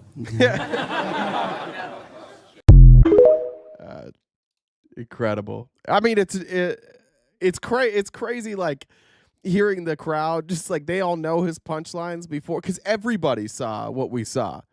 And by the way, is that not what Tex said? Remember when Tex came on the next day? He's like, he's autistic! Like, all right, first of all, I don't know why you're yelling that. And second of all, yeah, again, like, we all have friends that are autistic. None of them do that. This is historian and Seneca project advisor Ruth Bang. I think it's Bengat, I think. Introducing our next topic, which is that Elon Musk is doing a coup. She's just a historian, though. What the fuck would she know? Also, let me read comments real quick before we get started there. I almost forgot. Jack said, about kilts, I've played softball in a kilt. Very comfy and freeing. Slide head first, though. Felt like Gina Davis in a league of her own. Softball in a kilt is, that's gutsy. That takes a lot of guts to play softball. I'm not sliding. I'm getting tagged out every time. There's no chance I'm risking the Jennies for a softball game. All right. And then Dreamliner said, play last night's skit with all 6 members of the Daily Show about DEI. It was excellent. If it's an actual Daily Show skit, I can't show it. It'll get taken down, or I'll get copyright strike. Comedy Central is really, really good at copyright striking you, so can't do it. But here we go. This is Seneca Project Advisor Ruth Bengat just telling us, hey, this is a coup. I study history. This is a coup. The speed is very unusual in my study of authoritarian states. It's only really after a coup that you see such a speed, such a obsessive haste to purge a bureaucracy so quickly. Or when somebody's defending themselves, like Erdogan after the coup attempt against him, massive purge immediately. So that's unusual. And then, of course, Elon Musk may now be a special government employee all of a sudden. But this, as Garrett said, is highly unusual. I don't have another reference point for a private individual coming in, infiltrating, trying to turn government to the benefit of his businesses and locking out federal employees. It is a coup. I'm a historian of coups, and I would also use that word. So we're in a real emergency situation for our democracy, I feel. I believe like if we just told, I think I played a clip of this yesterday, but if you just told somebody 5 years ago, hey, 5 years from now, one of the richest people in the world is going to donate money to somebody running for president, and it's going to be an insane amount of money, and they're going to campaign with this person that's running for president. And once he becomes president, he's going to give this other person his own department, and what his department will be in charge of is deciding where the government cuts spending and what the government spends money on. And will we have oversight of that person? Yes, we will, and it will be done by Marjorie Taylor Greene. Marjorie Taylor Greene, the CrossFitter who believes in QAnon and Jewish space lasers, she will be the one holding this billionaire accountable. And by the way, this billionaire will also be running crypto scams at the same time. He'll be under investigation from the CFPB, the FAA, the FBI, and all of those investigations to this rich person will go away. And this rich person will have everybody in Congress listening to him and taking orders from him. Everybody would be like, no, thank you. No, thank you. No, pass. Everybody would say that. And now it's happening. I have people saying, oh, you guys didn't say anything about George Soros. First of all, we did. Fuck George Soros. And second of all, George Soros wasn't deciding where money went to the government. In fact, George Soros, generally speaking, advocates that the government spend more money on these types of things, not less money. George Soros generally is like, hey, let's keep more people alive. And Elon's like, fuck them, kill them all.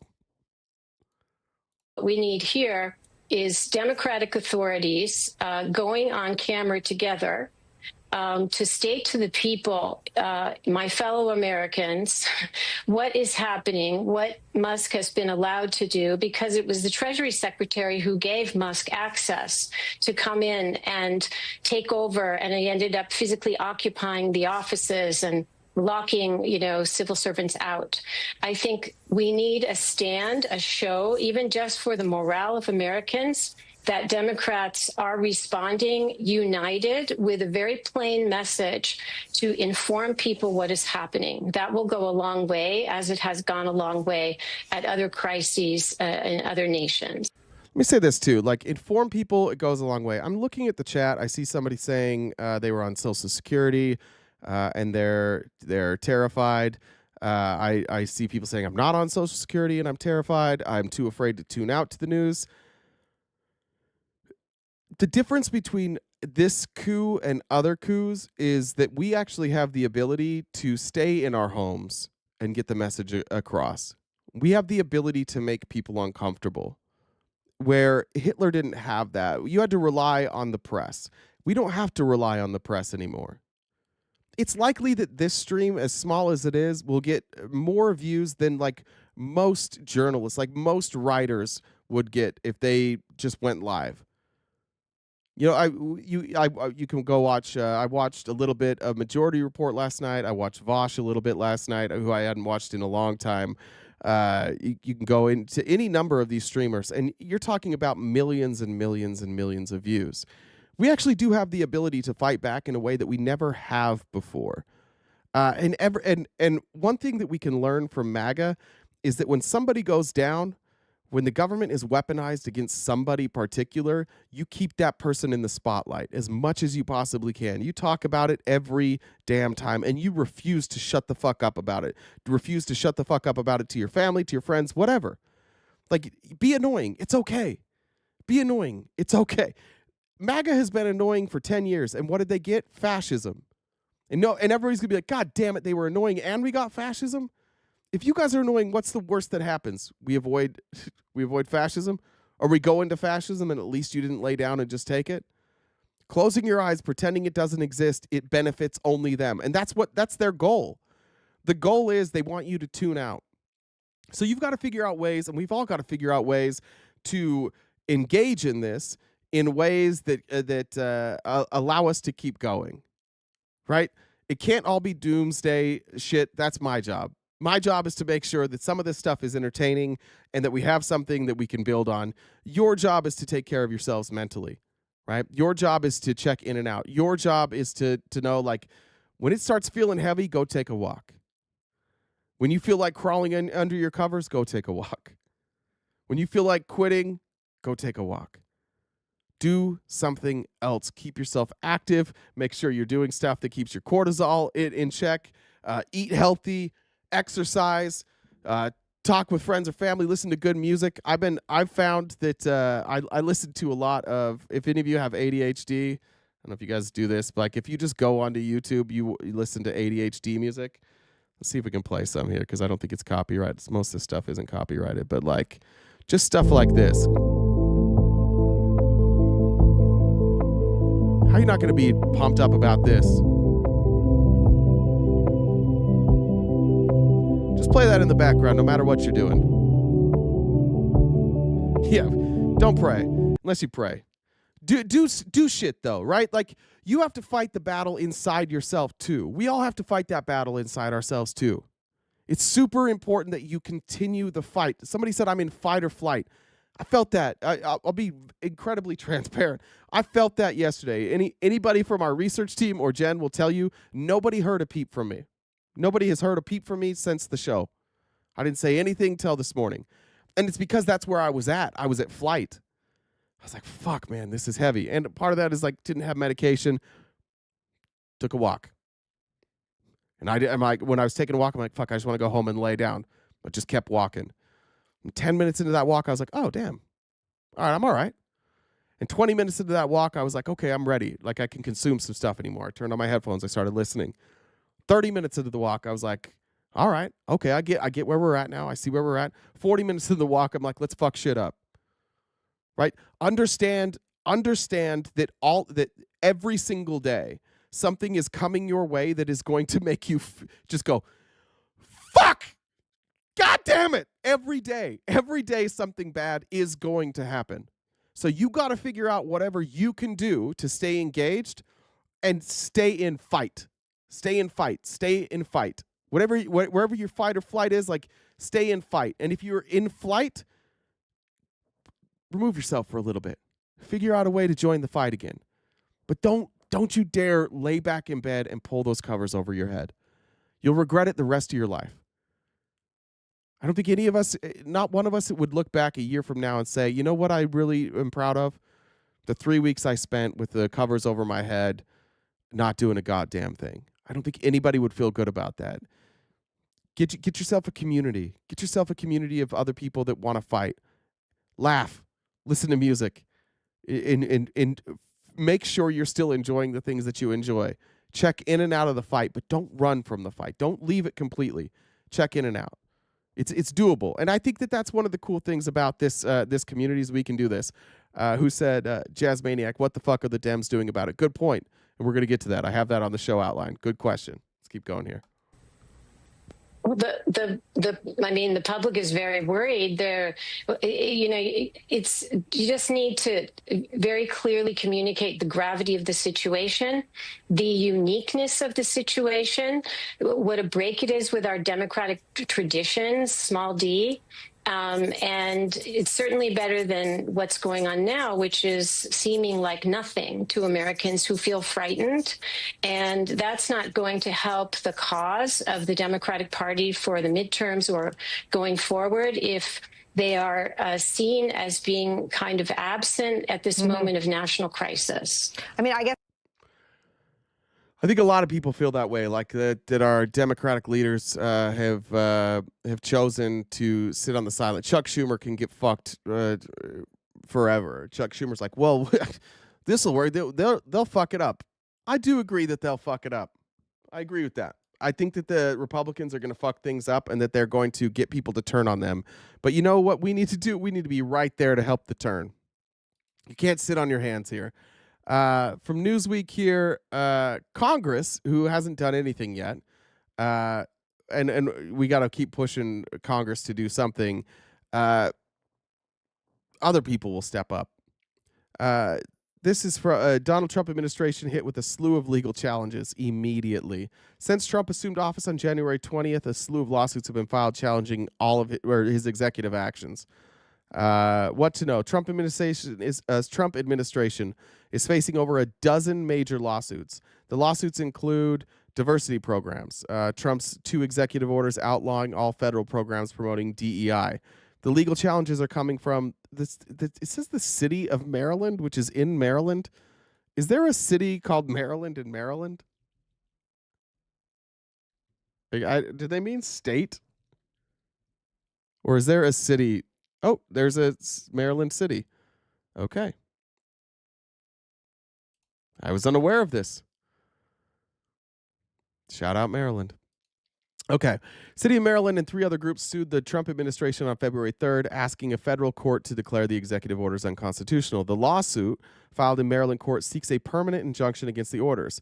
In the United States, there's no king reads the lawsuit from the National Association of Diversity Officers in Higher Education, the American Association of University Professors, and the Restaurant Opportunity Centers United and Baltimore City. Why this is important is because right now, if we go to a Republican voter, or a Republican voter hears this and they're like, Trump's doing this and it's unconstitutional, they'll say, okay, well, why is it not in the courts?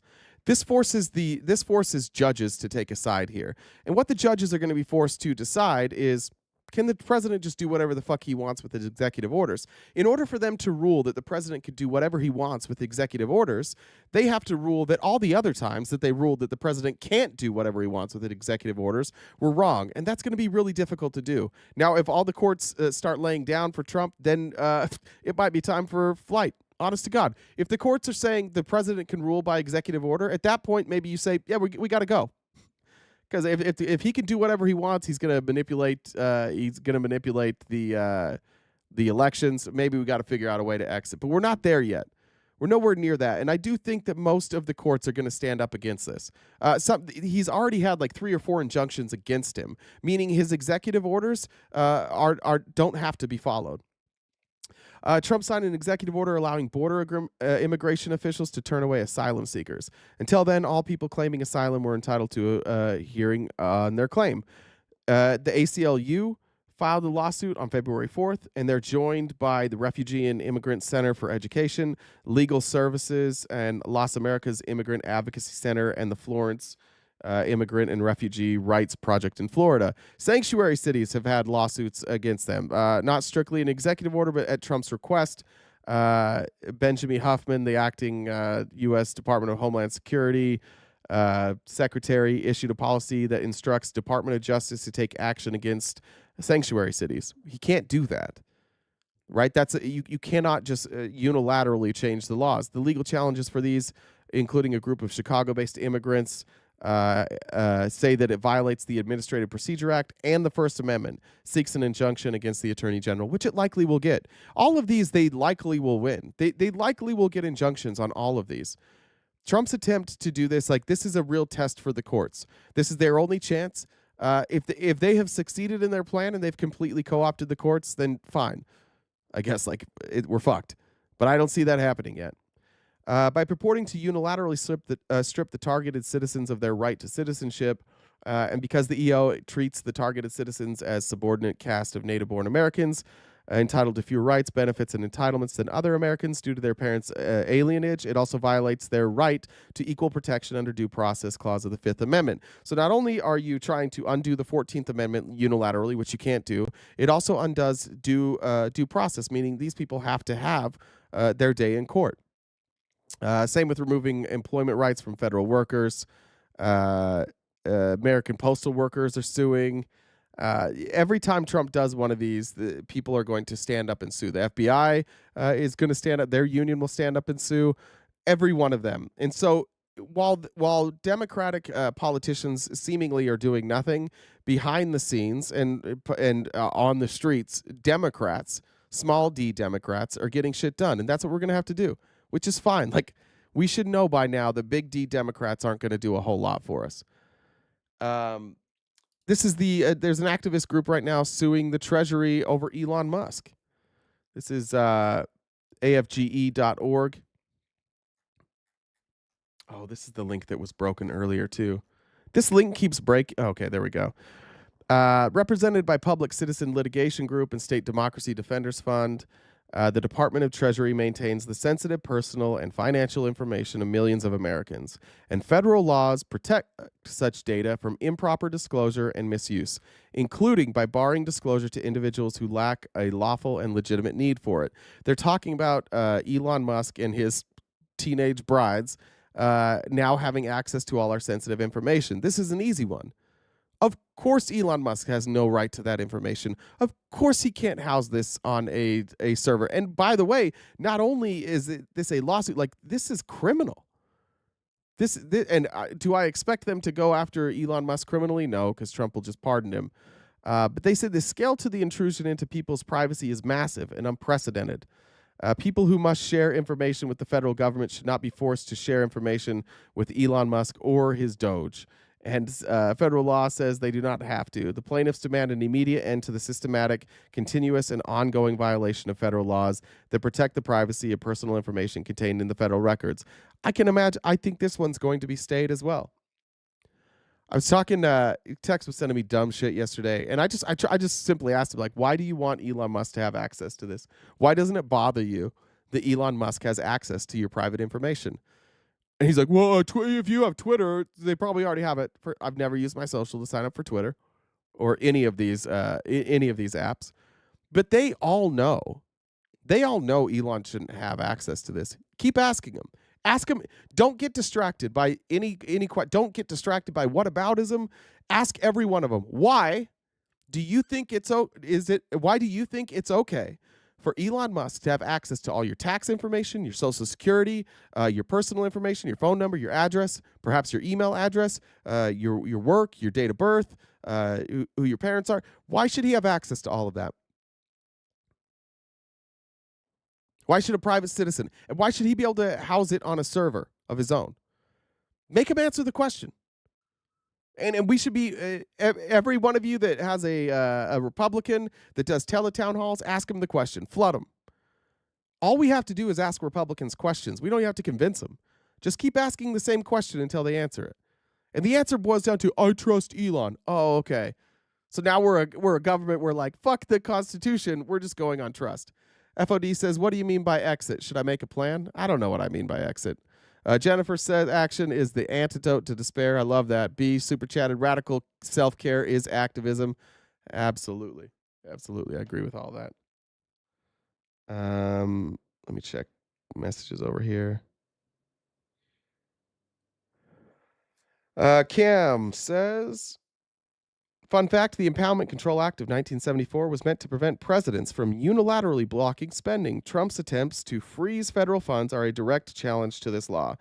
Correct. And last time Trump did this, he was impeached. Last time he broke the Impoundment Act, he was impeached. And he was overruled anyways. He still had to give the funds.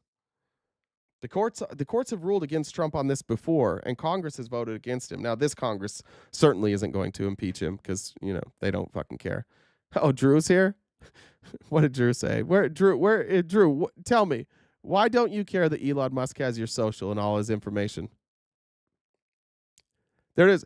See how Drew can't answer the question? Let's keep asking it. Drew, don't answer this with a question. Drew, why do you think it's okay that Elon Musk has your social security, all your personal information on his server with his teenage brides?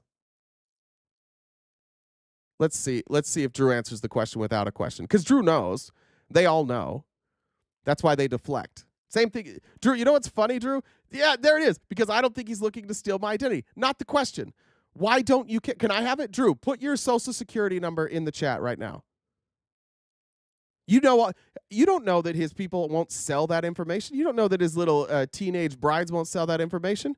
Do you know if the server is secure, Drew? Just put your social in the chat, Drew. You're not worried about it?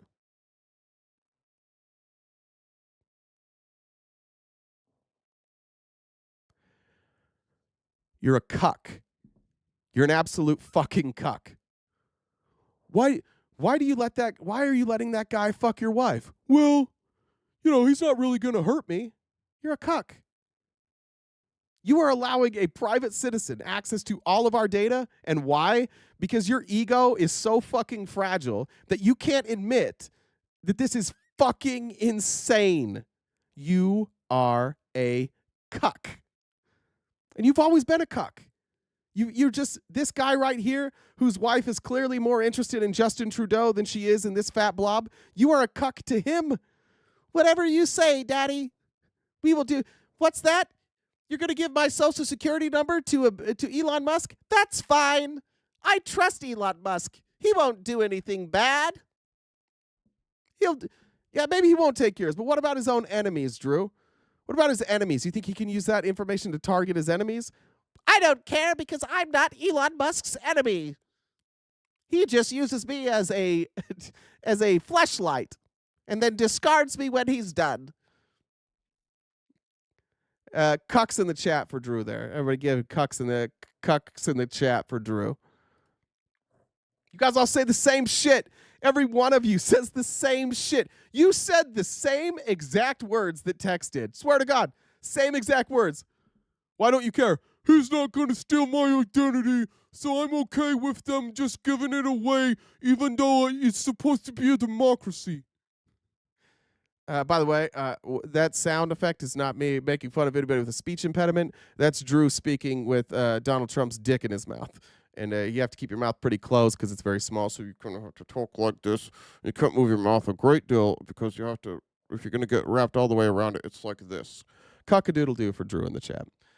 I'm gonna rip Democrats here again. This is Joy Reid asking a fair question. This is via one of the vice chairs of the DNC, Malcolm Kenyatta, who I said yesterday, like, hey, maybe he's good. Dog shit answer here by Malcolm Kenyatta. I'm just going to say Joy Reid asks him a hard question. He doesn't have any answers. We should not be looking to the DNC for leadership right now. There is no leadership in the DNC. What is the actual plan to not do rhetoric about fighting for working people, but change the way the Democratic Party approaches people? Because the Democratic Party for a lot of people sounds like a lot of policy and a lot of wonkery, but not a lot of action. Whatever the Republican Party has morphed into as far right and radical as they've become, they represent action. How does the Democratic Party start to show that they're doing something, not just doing rhetoric? Well, let me tell you something, Joy. The Democratic Party... First of all, W question. Hey, nobody thinks you guys are going to do a goddamn thing. What are you going to do? Tell us. Just elected in pretty resounding fashion as well, a black kid named Malcolm Kenyatta from North Philly. And so I think... Okay, a black kid from North Philly named Malcolm Kenyatta. We've established that. We already know who you are. What are you going to do? That this is a party and a leadership team that looks like this country. They also elected Artie Blanco, another... Okay, you've got some diversity of thought. I like that. Diversity of experience. I like that. We're on boards with that. What are you going to do? Chair, an incredible leader in the labor movement. And so these are folks who have a history of standing up for working people, a record to show for it, and who have vision for what the next stage of our party is going to be. Okay, what's the vision? And here's what it is. You know, you are hitting on something that my sister said to me that I'll never forget. She said, you know, Donald Trump lies with more confidence than Democrats tell the truth. And here's the truth. The Democratic Party is the party of working people and working families. And we're a party that's not... Yeah, that's what Kamala just said. That's what we said. We get that. We've heard that. What are you going to do? Not going to spend... You're going to be confident? Is that the... We're going to say things more confidently. The next 4 years, somehow apologizing for being Democrat, somehow apologizing for wanting to protect Medicare and Social Security, apologizing for standing with organized labor, apologizing for protecting people's fundamental rights to be who they are, make decisions about their own body. But you're not protecting their rights. You're not doing any of this. Democrats are not doing any of this. I hope you don't apologize for doing that because you're not fucking doing it. If you apologize for doing it, I'm going to say you're not doing it. You lost. You're getting nothing done. And now you want us to, like, well, we're the party of the working. Cool. What are you going to do about it? Bodies. We're not going to do that. But we also are going to be a party, Joy, that looks local. Everything that matters in people's life is not happening in Washington, D.C. And so we have to care just as much about school board races as we do about Senate contests. And that's the type of Democratic Party that you're going to see under this leadership team. That's the one thing I loved. I liked that one, Malcolm. I liked that one. We got to focus on local races. That's a good piece of concrete planning that I hope you guys follow through on, because that needs to be done. That's the one part I'm like, yes, good. I want you to come back because I want to talk about how you fight a radical movement with politics. And I'm not sure that you can do that, but I would love to have that conversation with you. So we'll keep talking. New DNC Vice Chair, thank you very much. I appreciate you. Now, I don't mean to like trash them because listen, if we were counting on the DNC leadership, not even like elected office, we're talking about like party leadership. If we're expecting them to lead on this stuff, that's on us. So you shouldn't ever. That's like saying that the Republicans were leaning on Lara Trump. They weren't. It's not like these are like the most prominent people in our party. And I don't mean to rip them. I'm just saying, like, can we get somebody to say something new? Can we get somebody to say something not political one of these times? Like, cool rah-rah moment there. You didn't say. You said one thing that's kind of important. I hope they come up with something a little more and they've only been around for a couple of days, right? They've only been together for a couple of days. So I'll give them some leeway. But as of now, we haven't seen shit. And we're going to ask you, just give us something, please. Moving up back to Donald Trump and the fact that Donald Trump is a goddamn moron. Drew, I hope you're still here for this because Donald Trump is a fucking idiot and you guys do whatever he says and you repeat whatever he says. This is Adam Schiff talking about how dumb Donald Trump is. Well, I spent part of this weekend in the Central Valley, which is the largest agricultural producing area in the country. No one can make heads or tails out of what Donald Trump did or why or thinks it makes any sense whatsoever. As you were pointing out, that water can't get to Los Angeles. The fires are out. They're not 5% contained or 20 or 50% contained. They're 100% contained. So that water is going to be of no use to firefighters. But here's the thing. It's like I don't know if you guys were ever kids, like you put out a fire like when you were camping and you just keep pouring water on it, and then eventually it's out. This is like showing up at the fire 3 days later. When the coals are cold, there's no smoke, no fire, no heat whatsoever, and then you take that bucket of water and you dump it on the ground 300 yards away. That's the equivalent of what Donald Trump did. Once the fires were gone, and he took water that wasn't going to go there, and he just dumped it. He just dumped it, and now they'll never get that water back. And now they have less water than they did before. Didn't dump it on the fires. Didn't put it anywhere it should be. He just dumped it because he's that goddamn dumb. He's the single dumbest human being to occupy the office. Followed with a close second being Donald Trump his first time around. You say what you want about Joe Biden and being like past his prime and Joe Biden sometimes not being aware of what's going on. I'll take unaware of what's going on over dumbest goddamn human to occupy the office. This makes no fucking sense. It's been a dry winter. There isn't as much snowpack as we would usually. Jones, I see it. You're giving him too much credit. Would you say he's trying to create a famine? He's not that smart. He's not. He's really, really not that smart. I don't think he's doing that. I know that, like, I think you guys want to believe he's a genius too. We got to stop talking about Trump like he has a plan for anything. He's a dumb guy. Donald Trump is a rich kid, dumb guy. The only reason he's been successful is because he's rich and powerful. And so he can make dumb mistake after dumb mistake after dumb mistake. But because he's rich, there's enough people in this country that think if you're rich, you're smart. So we'll just keep listening. We rely on water that is stored like this water when farmers need it in summer to irrigate. They're not irrigating now. So that water is going to sit in a lake. It's going to evaporate. It's going to be wasted. And had local authorities not prevailed at the last minute, instead of wasting 1 to 3 billion gallons of water, it would have been 2 or 3 times that amount. That's what the president wanted released. That not only would have wasted so much more water, but it would have endangered. So who saved us? The farmers, the people. Was it the Democrats that stepped in? No. Was it Gavin Newsom? No, it was the people.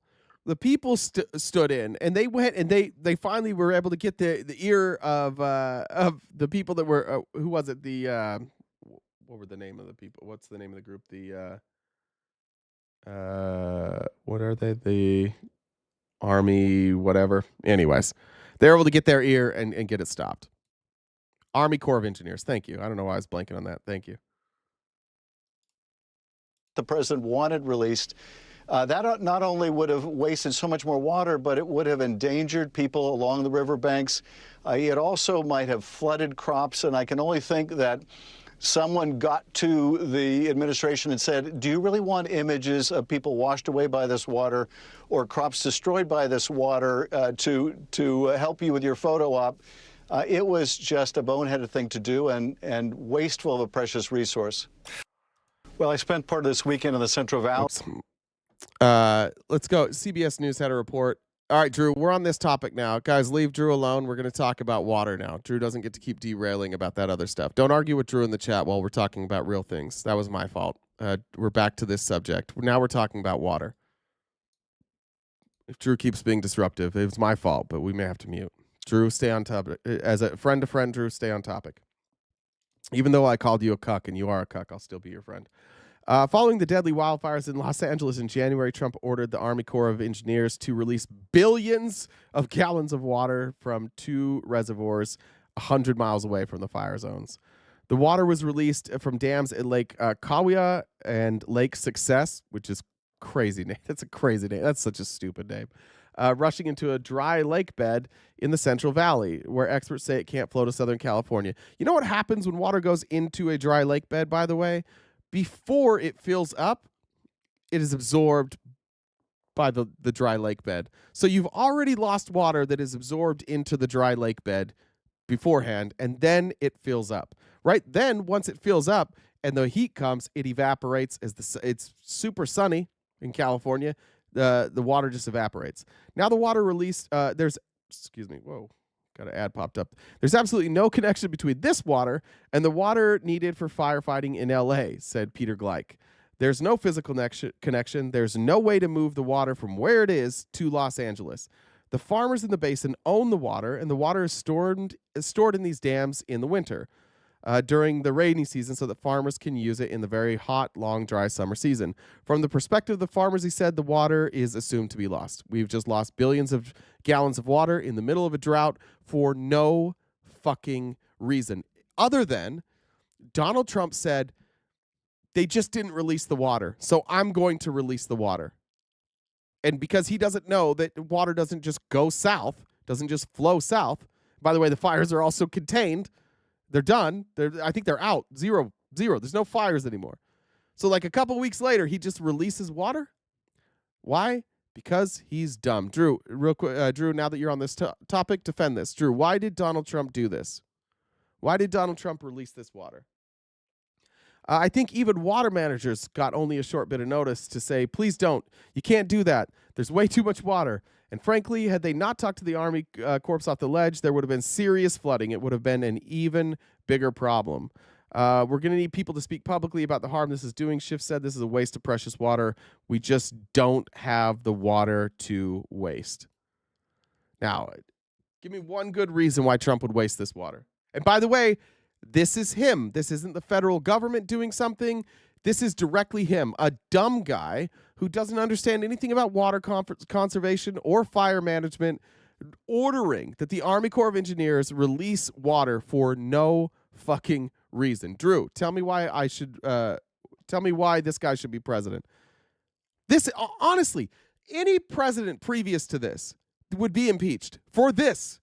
The amount of things Trump has done already that it would have gotten him impeached if he was any other president it's a long list already. It's already a long list. This was moronic. Nobody would do this. Nobody. Only a lunatic would do this. And lucky for us, we've got one. Let's talk about, did Drew give me an answer? Where's my answer from Drew? Well, we can get up. Look, Jen can get Drew up here if we really need Drew to get up here. He just has to get Discord if he doesn't have it already. If Drew wants to come up and defend any of this at any time, he can. I'm calling this team, Elon's team, Elon and Team Titty Milk, because he has a bunch of children running. Now, listen, these children are brilliant. I want to point that out. These are intelligent children. They are children, and none of them know anything about the government. They are intelligent in different ways. These people, their identities have been released, and Elon started like blocking people and canceling X accounts, saying that this was doxing. Listen, bitch, if you show up with your team and we can see their face and they're doing government work, they've lost their anonymity. They don't get to be anonymous anymore. But Elon, such a free speech warrior, started doxing accounts. So immediately all of us who don't give a fuck if Elon ever blocks our account, we all just started retweeting it. And then Elon was forced to back down. At the center of the team is 6 men, you're using the word men loosely, aged 19 to 24. The first is Akash Baba. He is a 21-year-old Indian American. He went to school at West Windsor High School. Then he went to Berkeley, where he was in the Management, Entrepreneurship, and Technology program. As per the a report in the Telegraph, he urged classmates to seek discomfort. We live in an age where simplicity reigns supreme, where 30-second TikToks and 200-character tweets come to define our identities. This increasing willingness to simplify even the most complex narratives into sensational tidbits perpetuates misinformation and in the process divides the communities, families, and relationships we cherish. What's the solution, you ask? Seek discomfort. This is good advice. It is the exact opposite of what Elon and Team Titty Milk are doing. They are oversimplifying everything. They are giving partial information. In every bit of aid that they have cut, they have either lied about what was included in the aid that they cut, or they only talked about things that weren't good. Like, there is plenty of waste in USAID. I agree with that wholeheartedly. I think that a lot of times people will use that aid and they'll throw lavish dinners and they'll do things that aren't necessary, right? So I'm cool with this being cut. But Elon isn't saying I'm going to cut out the waste. He's saying I'm getting rid of everything. He is doing the opposite of what Akash here said. I love what Akash said there. That's brilliant.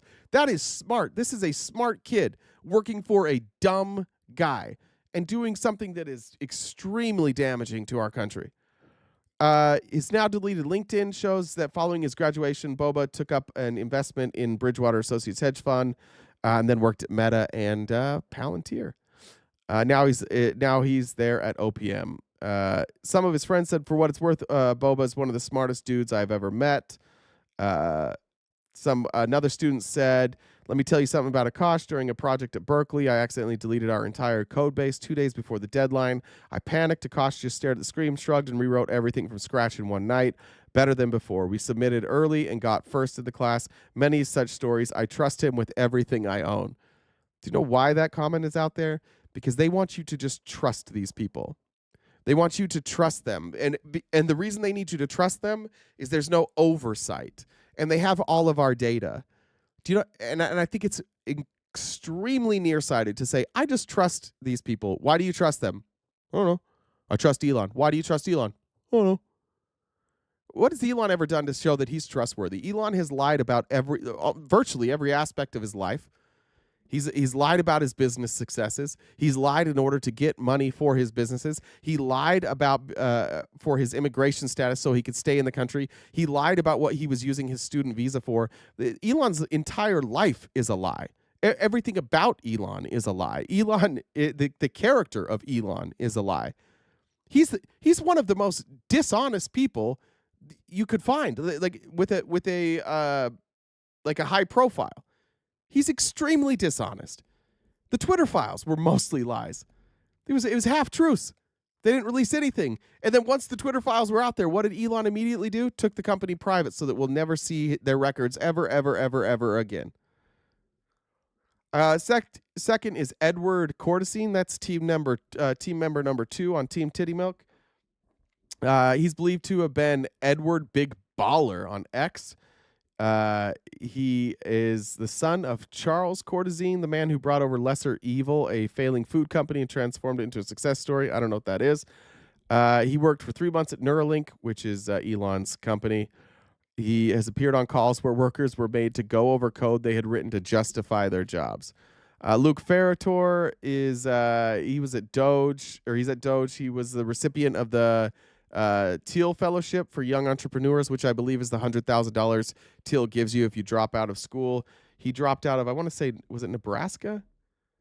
And he used AI to decipher a 2,000-year-old papyrus scroll. Again, these are smart people. They should be working on smart projects. But instead what they're doing is they're just gutting foreign aid.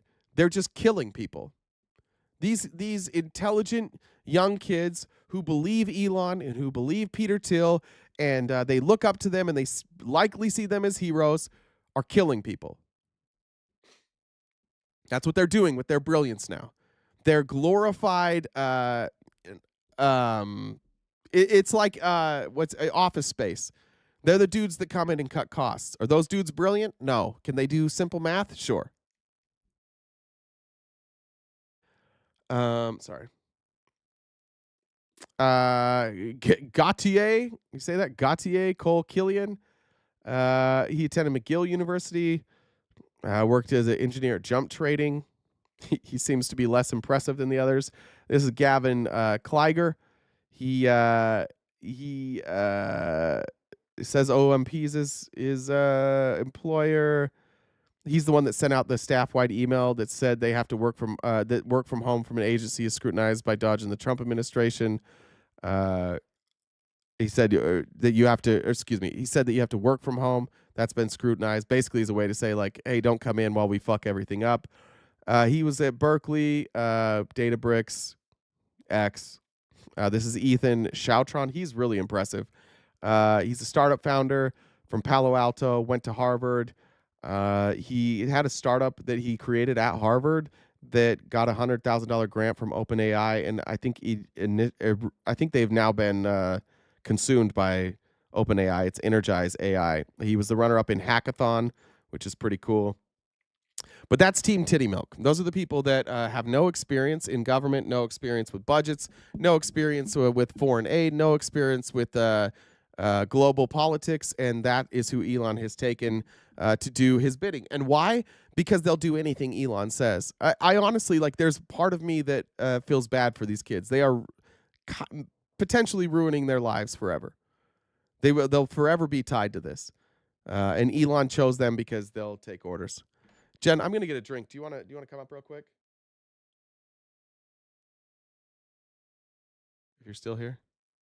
Tech trafficked? Nah, I mean, I guess. Yeah, I don't know. Trafficked? Hey. Hey. All right. Sorry. Should I have a good drink? What? Let me read these real go quick. ahead. Brian says, Drew just wanted to be a racist against immigrants, and all he got was a higher tax bill. Hashtag Drew is a cuck. I like that. Let's keep using that hashtag. Terry says, check out the movie Pete Hegseth made with the military for Fox. Oh, Lord. Do you know what she's talking about? No, I haven't. I don't know. Can somebody in Discord send it to Jen if you get it? When you get time, watch AOC's live from last night. Maybe we'll watch that tomorrow. I heard about that. I haven't seen it yet. And Bree said, Movie on Fox? Pete Hegseth. Yeah. Bree says, I know you didn't see it, but I heard you summon me. I don't have milk, but I got titties. You trying to 5-uck on them? I don't know what that means. 5-uck on them. I don't know. No idea what that means. Oh my God, what does a 5 look like? What letter? I'm not that dumb. Your turn, Jen. Let's see. Super chats. What do you mean by... Oh, I read that one. All right, go ahead, Jen. All you. So is the movie Watch the Life of Jesus online? Is that what it... Wait, what? What'd you just say? Hegseth? The movie, hold on. I searched Pete Hegseth movie on Fox. And this came up. We'll put it in our chat. Okay. Well, you do yours. I'll look for it on... The best way to find it. Twitter will have it. I never navigate Twitter. If you guys haven't signed up for membership over on YouTube, we're trying to get to 500 subscribers so we can get that calendar going. I think last time I checked, I saw we're at 100, so we've got a ways to go. So we got to get moving on that. You can use your Amazon Prime to subscribe to us on Twitch. It's free, so you won't have to use your own money. You can use Bezos' money.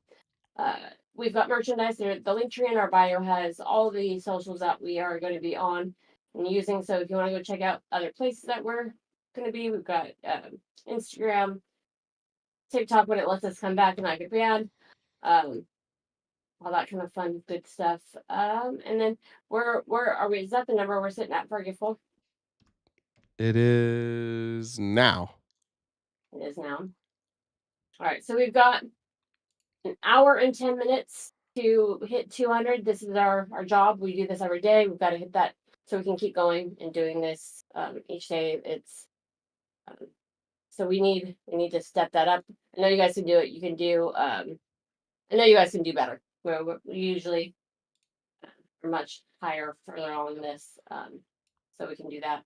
Usually, I'm much higher than this too. True. That's very true. Yeah. So I'm looking.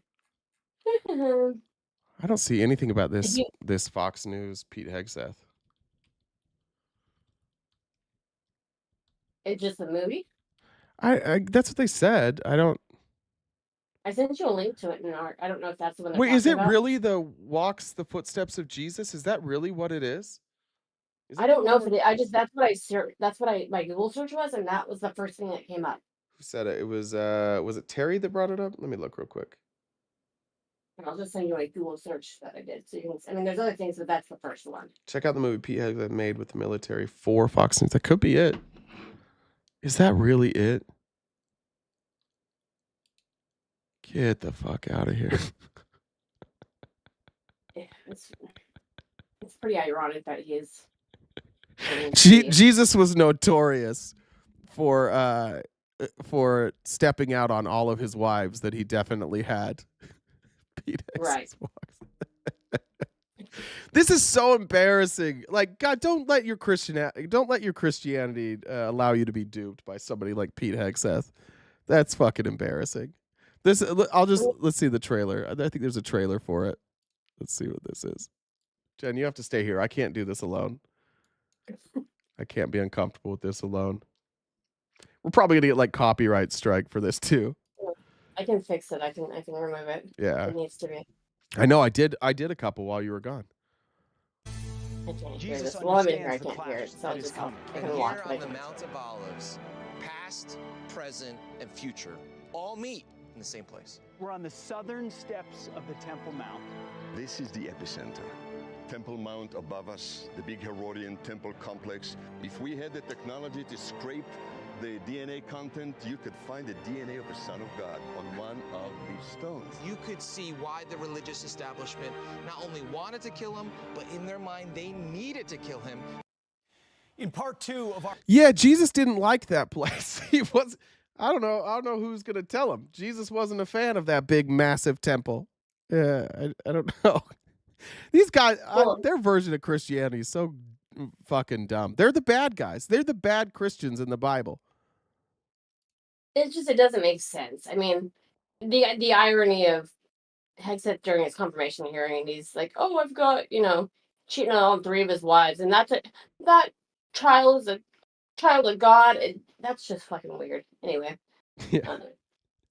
That was so stupid. And you had a child out of wedlock while you were married? Is that right? That child is a child of God. Yeah, we didn't ask that question. We just wanted to know when that child was conceived. Yeah, exactly. So, but did you? So, I don't know if anyone has sent any more. Joan did, and she sent it. She said because Jen yelled at me. So I got some of the. You know what? Maybe I should look into a side hustle. Like, do you think I could do it where I can yell at people? What do you Yeah, think? Drew's still here. He'll pay you. Jumar sends message says for Team 5 Uck. Thank you. It's Bree's team. Zane says thanks for the show. Drew is a cuck. Terry said, Carissa, I see it. Carissa says love all that you guys do. Let me go back. Wait, Terry. Oh, she told you what it was? I sent you the link in our DMs. Okay. Did I get that? I see there's someone named Daniel who's been getting really upset in the YouTube chat. Gotten muted a few times. Who, Danny? Daniel Price. Daniel. He's not being very. He's not saying very nice things. He's calling some of our mods wenches and what else? What's he mad about? You can if Daniel can figure out Discord, he can come up and talk to me.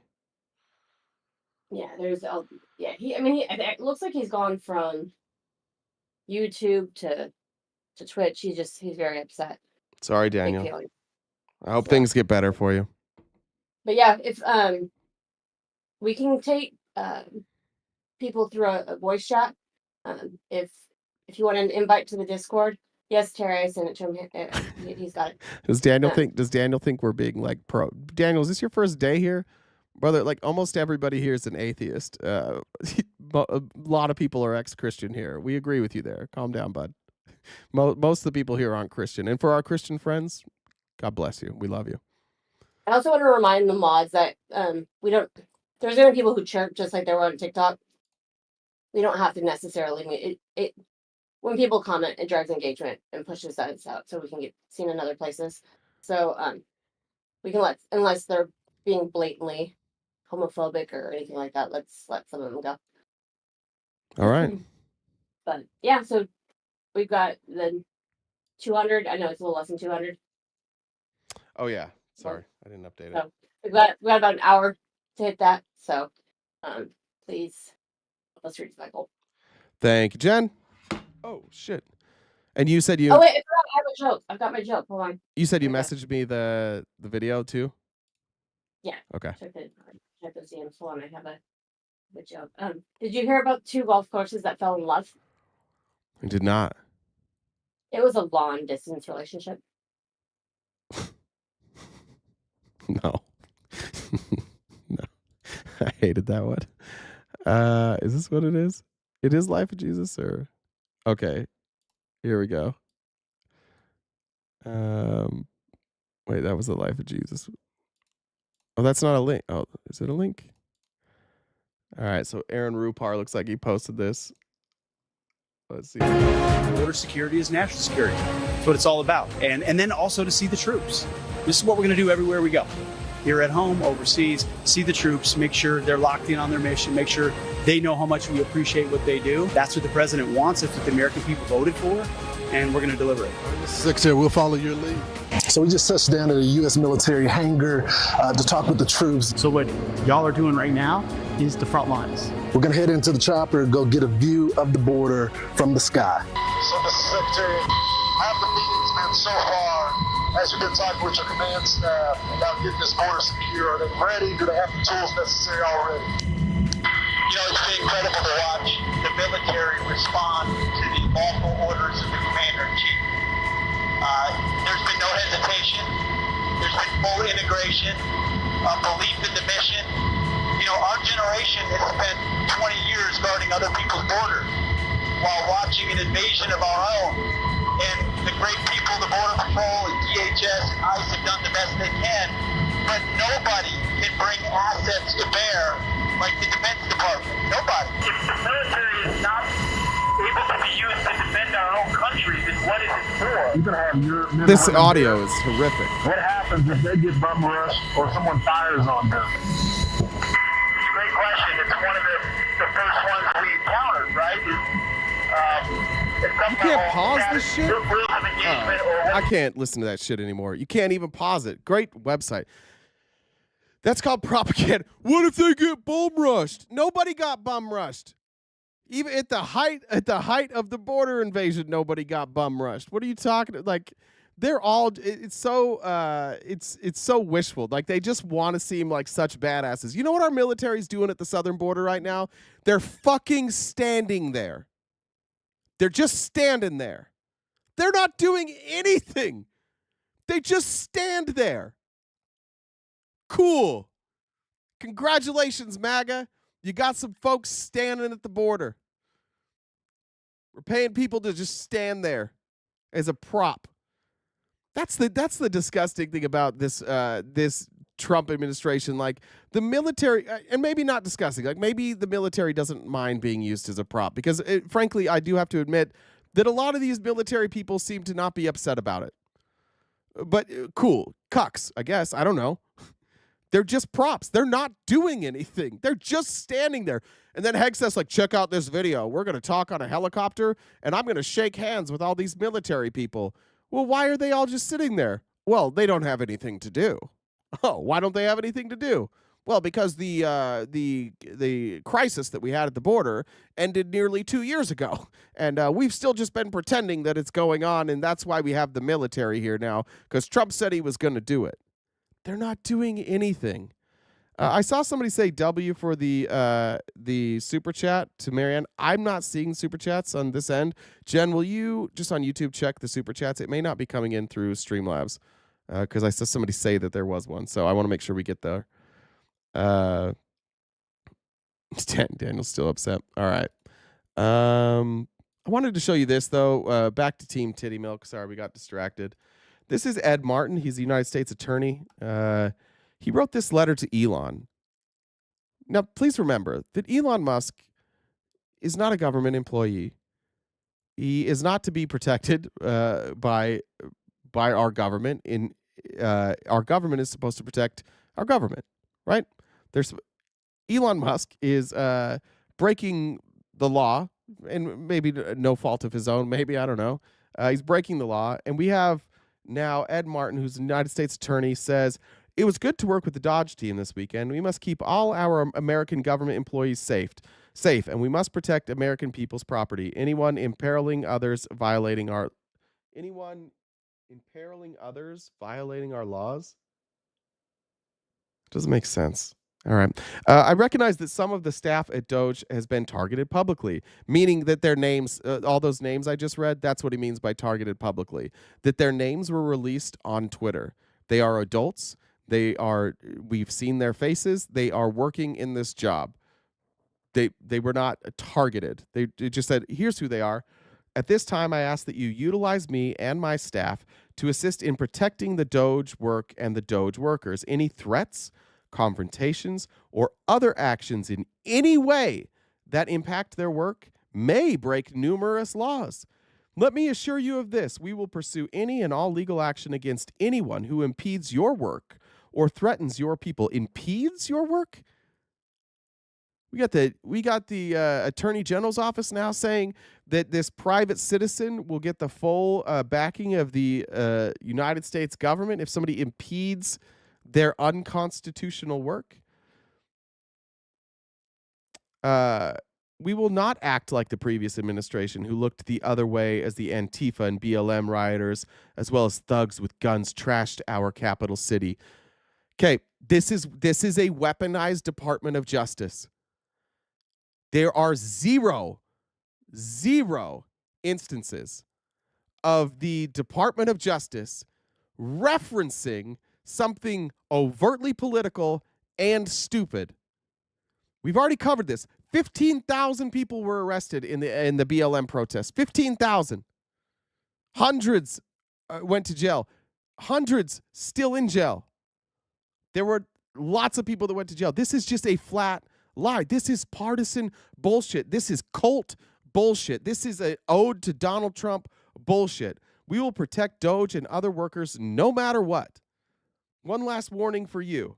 Late last week, we indicted an economist who worked at the Fed for economic espionage for the communist Chinese. Please be very aware that there are those who are acting against our American people in every way. Refer to us any questionable conduct details that you find or notice. First of all, they indicted somebody for connections to the CCP. Elon Musk has more connections to the CCP than damn near anybody. Elon Musk has more connections to Russia than damn near anybody. Elon Musk does business with all of these people, and we said, go ahead and have a private server and put whatever the fuck you want on it. Go ahead. Did we have a... is this Joshua D? Joshua D. Hey, brother. If you can keep your comments sane, you're welcome to debate me anytime. Happy to do it. Happy to have it. I've missed debates. I've missed talking to morons. It's hard. Sometimes it's frustrating talking to intelligent people all the time. They like correct you and stuff, but I've really missed talking to fucking dummies. So for the dummies in the chat, the Republicans, it's not hard to find me. I'm right here. You can message any of my mods. There's our TP Talks right there. Message them. We'll get you the Discord. We can talk about anything you'd like to. You don't have to be a comment warrior. And the people kind of miss it too. I think everybody here misses talking to dummies, especially dummies that aren't like hiding behind comments, like dummies that have to use their own words. We do miss that. That's the one part we miss about TikTok is all the morons. Let's see. Do I want to play this video? I may get back to this video. I've got a video from Democracy Docket. It's very clear that Elon is staging a coup, but I wanted to make fun of Patrick Bet-David first. So I'm going to make fun of Patrick Bet-David first, and then maybe we'll come back on that. This is Patrick Bet-David from the Patrick Bet Dumb podcast. Patrick Bet-David is another dumb guy who just is a gross like salesman. So he made his money by being a gross salesman. And he said, this is how you strengthen your relationship with America. Canada, Mexico, Colombia, and others should consider this approach. He's talking about a story that came out yesterday regarding these prisons in El Salvador. And the story that he's talking about comes from Marco Rubio visiting El Salvador yesterday. This is a detention facility in El Salvador. You'll see all these men shirtless with their shaved heads, sitting all closely together there as a show of force. Rubio said yesterday, in an act of extraordinary friendship to our country, El Salvador has agreed to the most unprecedented and extraordinary migratory agreement anywhere in the world. The country will continue accepting Salvadoran deportees who illegally entered the United States, he said. It will also accept for deportation any illegal alien in the United States who is a criminal from any nationality, be they MS-13 or Tren de Aragua, or house them in his jails. In addition, Bukele, who is the president there, has offered to house in his jails dangerous American criminals in custody in our own country. This is being seriously considered, that we would deport our criminals to El Salvador to live in prisons. Now, the Republicans are going to love this because Republicans are bloodthirsty fuckfaces. This is how they get hard. But I want to show you a video of what it's like going inside this detention center. All right, we're gonna go in here. Even as I'm stepping through these doors, I don't fully grasp what we're about to walk into. Suddenly, you're hit with the intense gaze of dozens locking onto you. These men described as the worst of the worst, tattooed with reminders of El Salvador's dark past. It's tense and uncomfortable, but here, officials say comfort isn't meant to exist. There's no mattresses, there's no sheets. You've got a toilet over here for them to go to the bathroom. You've got this basin here that they use to bathe themselves. And then you can see there's a barrel of water that they can drink from. This is a rare look inside El Salvador's terrorism confinement center, known as SECOT. And he says there's always somebody standing here in front of the cells.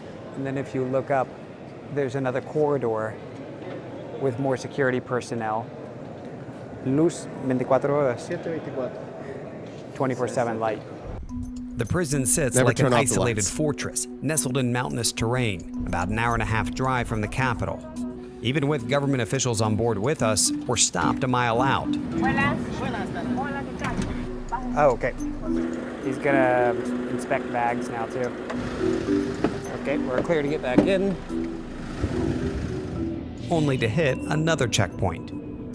Approaching the main gate, our cell signals vanish. They want to do a full search on us before we enter. Real quick, just to catch up on these. Jennifer says action is the antidote to despair. I got that. Okay, never mind. That didn't come through. Never mind. SECOT's director, Belarmino Garcia, greets us and takes us through a rigorous security check. Wedding ring.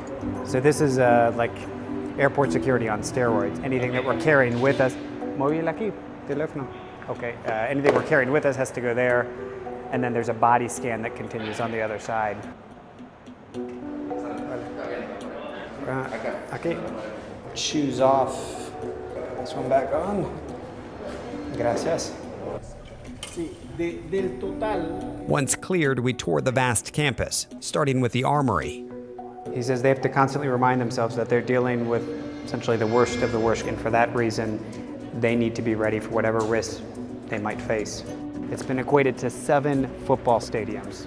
It's almost multiple prisons within the prison. You can see off to the distance, there's 3 different rings as they describe. Inmates are assigned to one of 8 sectors. The director tells me the inmates, once they're inside one of these sectors, they never leave. Everything is done within, including doctors, as well as legal visits or court hearings. Each sector holds more than 24 large cells. Roughly 80 inmates per cell, but it can fluctuate. Most bear the markings of the gangs that held this nation hostage for decades, committing brutal acts of violence. We're getting some lag here. I'll wait till it catches up. No sound? Jesus, our stream has been a nightmare today. I'm not on Wi-Fi. I'm on a hard line. I'm not even getting a notification that it's lagging. It looks like there's not any audio. I think they were saying for the video. Violence. I mean, it's playing. Did you hear that? I've got so. Hold on. Let's hear it on here. Let's see. You gotta kill people. You gotta rob. You gotta do what you gotta do to survive. Did you hear that? No, so I just got a notice. So use the low latency.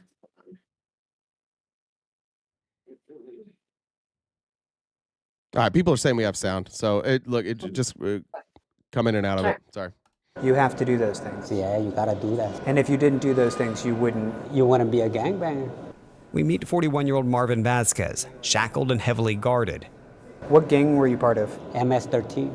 And do you have any gang affiliations? Yeah, I'm tattooed up. What is this? Crazy criminals. Say crazy criminals. Yeah, I made this clique in 2011. You made the clique? Yeah. You were a gang leader? Yeah. What is it like to live here? It's probably not a hotel 5-star, but they give you the 3 times the food. They give you some programs. You want to bet they're not allowed to criticize? You know these people have a gun to their head right now, right? Like this guy that's doing the interview, he's like, no, it's great. You know why? Because he's got a gun to his head. They're not allowed to criticize. You tell me this guy thinks it's wonderful that he's in a room with 80 other dudes? They have to pee in a bucket in the corner and drink out of a drum. They have to do everything in line. Oh, this is wonderful. Yeah, it's not bad. Not bad at all. You go to do exercise. Ejercicio nosotros lo podemos repetir siempre. Some church or religion programs too. But that's limited to just 30 minutes a day. The other 23 and a half hours, they're kept inside and locked up. For inmates who get violent with other prisoners or guards, we're going to close the door. I just want to get a sense of. Yeah, guys, real quick. YouTube seems to be working. Twitch, maybe not. So if you're at Twitch, go to YouTube, and you should be able to hear everything just fine. Wow. Solitary confinement awaits. The only light you get is through this hole. And they can be in here for 15 days, potentially. All right, I'm ready to get out. Critics point specifically to the prison's strict control and isolation of inmates, calling it a violation of human rights. The director brought up that a lot of folks will raise concerns from a human rights perspective and an abuse of human rights, that he's calm hearing that because he sees it day to day, the process they go through to maintain, as he sees it, proper punishment. While you're cut off from society here, whispers of life on the outside make their way in. I've heard about it, that it's a new El Salvador, it looks different. That new El Salvador has emerged under President Nayib Bukele, who took office in 2019 and declared a controversial state of emergency more than 2 years ago. It sparked an aggressive crackdown on crime.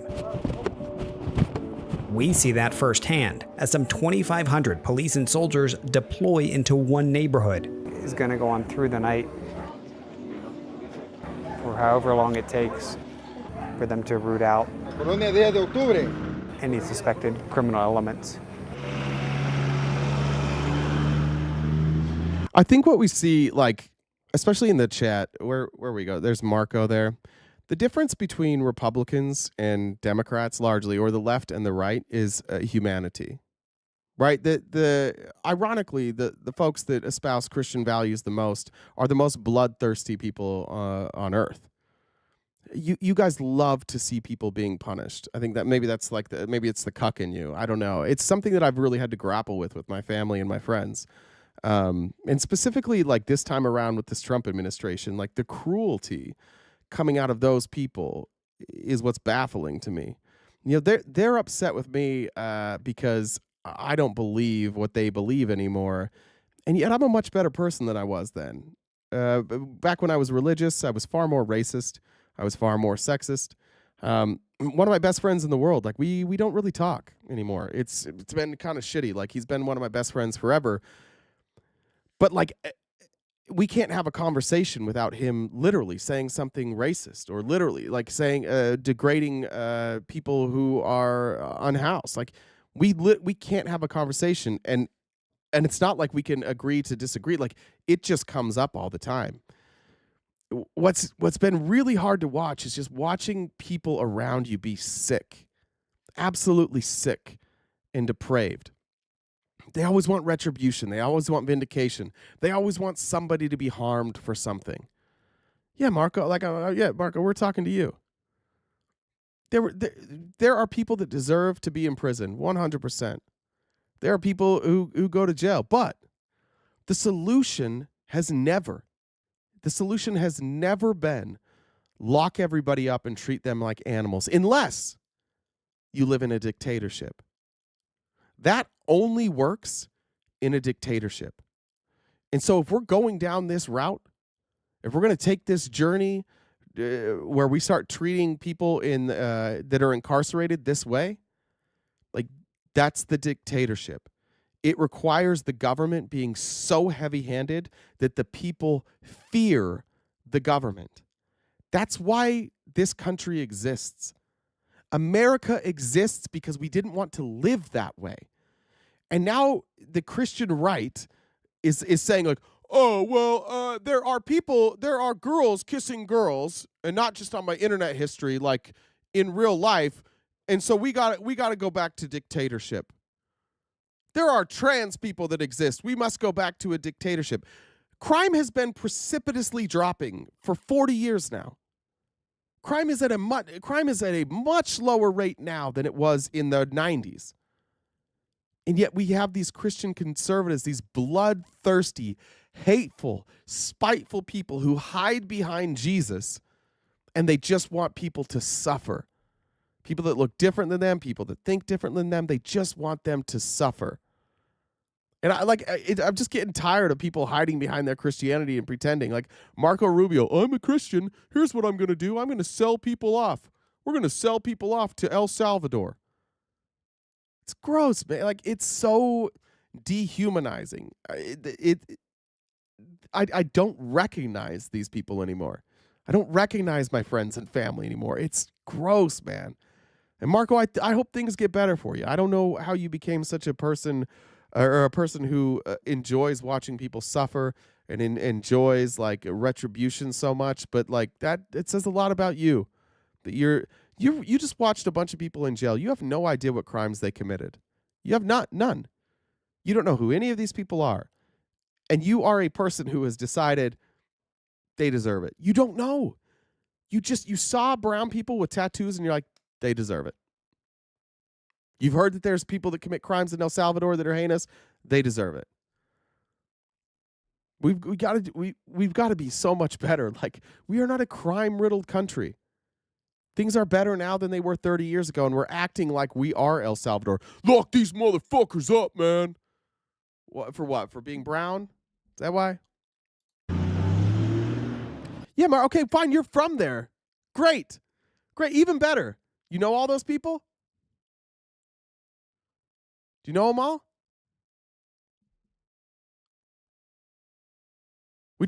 You're saying that you prefer to live in a dictatorship. Let's just be honest then. You like living in a dictatorship more than you like living in a free democracy, correct?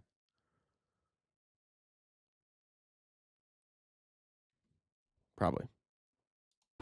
Late last week, as the U.S. State Department lowered its travel advisory for El Salvador, citing a significant reduction in crime, it also warned that Bukele's emergency measures allow authorities to arrest anyone suspected of gang activity and suspends constitutional rights. Hola. Juan Carlos, yo soy David. Juan Carlos tells me he was wrongfully held for 5 months at a lower security prison. Here we go. All right. Daniel, now here's somebody who was wrongfully held. Tell me why this person deserved to be in jail for 5 years. Earlier this year, he says the poor conditions led to an infection in his leg. He said he was lumped in and assumed to be part of a gang. And he said in part because of how he looked, he had long hair. He said he had a long beard. And he says he has tattoos, but he points out that for him, these are just artistic expressions. They have nothing to do with being part of a gang. The Bukele administration has acknowledged that innocent people have been swept up in the crackdown, and they say more than 7,000 have already been released.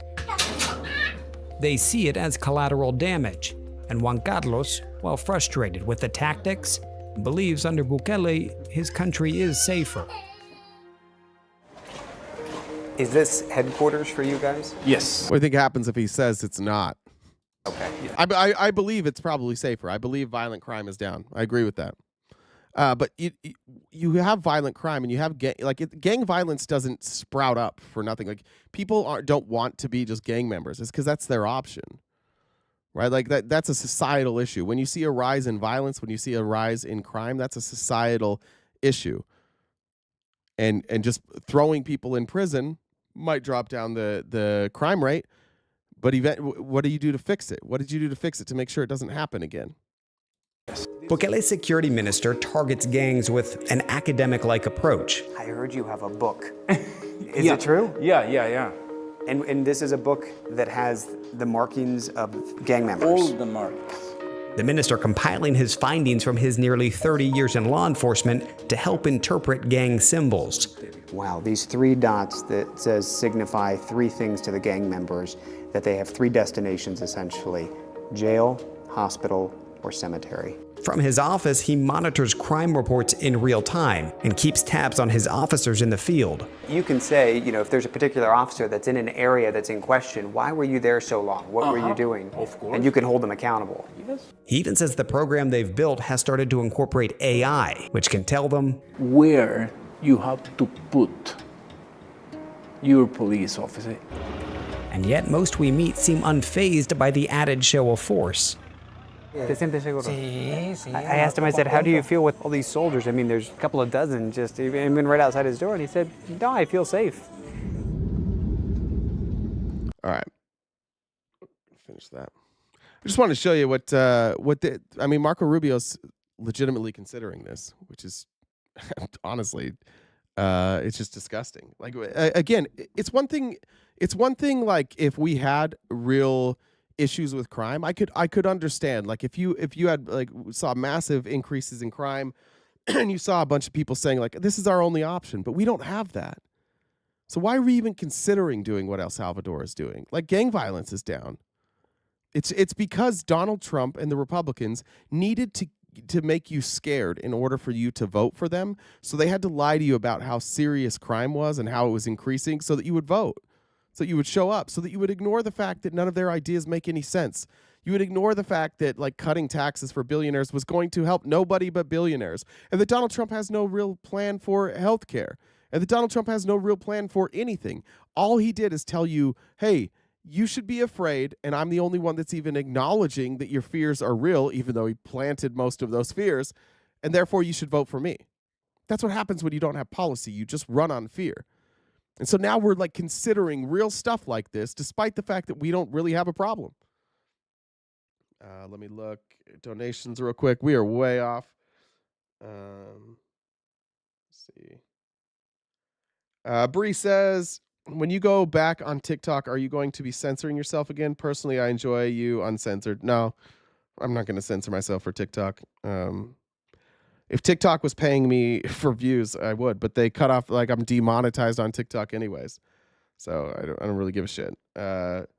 Tony says, that's why I'm no longer friends with fascists. I hear you, Tony. All right.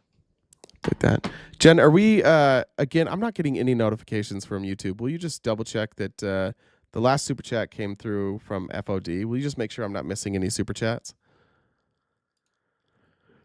Is Twitch back up or is it still down? Champ. One last thing for Patrick Bet-Dumb, who is the one that brought us this.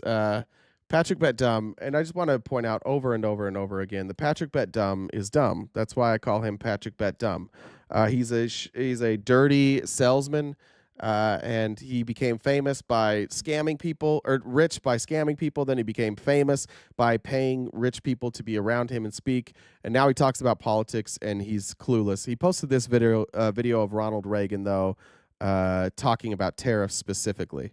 Throughout the world, there's a growing realization that the way to prosperity for guys, and look, I hate doing this. I swear to God, I hate it. I know it's the same people. If you can donate, please, we would love to have your donations to keep this show going. It's losing TikTok was a massive blow, just because our audience and the way people could donate. So if you can, if we knock out this goal so that Jen doesn't quit, I'll still be doing it, but then it'll all fall apart because Jen won't be here. But if you can help with that, please do.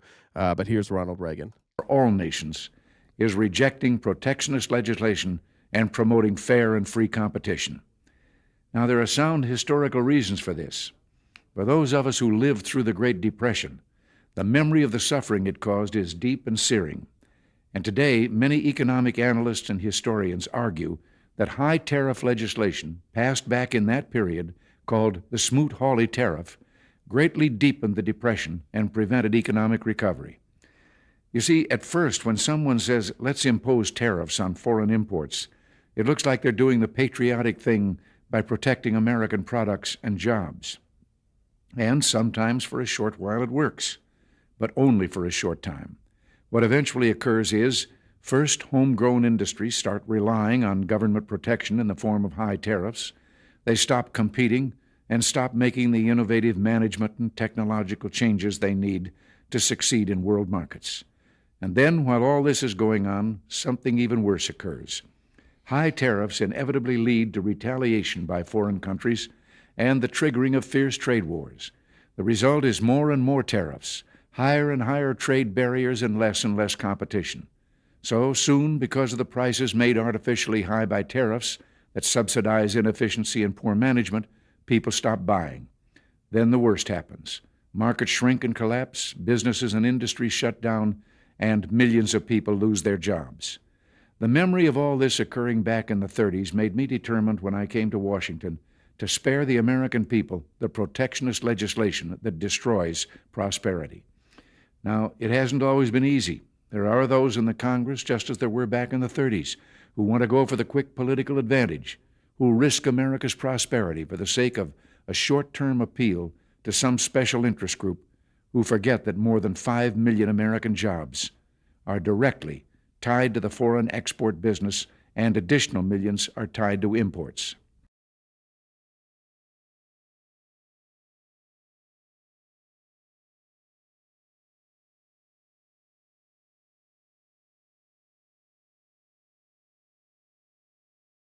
You're muted. Oh, shit, thanks. We've been against tariffs for a long time. Like, mostly as a country, we've been against tariffs. And, like, every once in a while, there's a handful of Republicans that are like, we want to do tariffs. And what they're really doing is they're trying to do tax breaks for their billionaire buddies. And they know that tariffs overwhelmingly help the rich. And so we've mostly just been able to not have to address this and do, like, the protectionism bullshit until Donald Trump showed up, and everybody's such a cuck to Donald Trump that we're doing it now. And Patrick Bet-Dumb had a Patrick Bet-Dumb take on this video. He posted this video, and he said, love Reagan, but let's look at numbers from the day of speech, 4/25/87 to today. This was whatever, till today. Patrick Bet-David does this thing where he says that I'm a numbers guy, I'm a data guy. USA versus China in share of global GDP, 1.9% in 87, and US was 19.4. Now they're 19.4. USA was 28.5. Now they're 25.9. China 10x while we declined 10%. A noble idea that strengthened China. He thinks that, like, getting rid of tariffs is why China 10x'd. This is why we can't beat Republicans sometimes, because that's a rich guy, and Republicans are like, oh, he's rich, he must know what he's talking about. And he doesn't recognize that the reason China has 10x'd and the reason China has grown is because China invests in their people and in their infrastructure.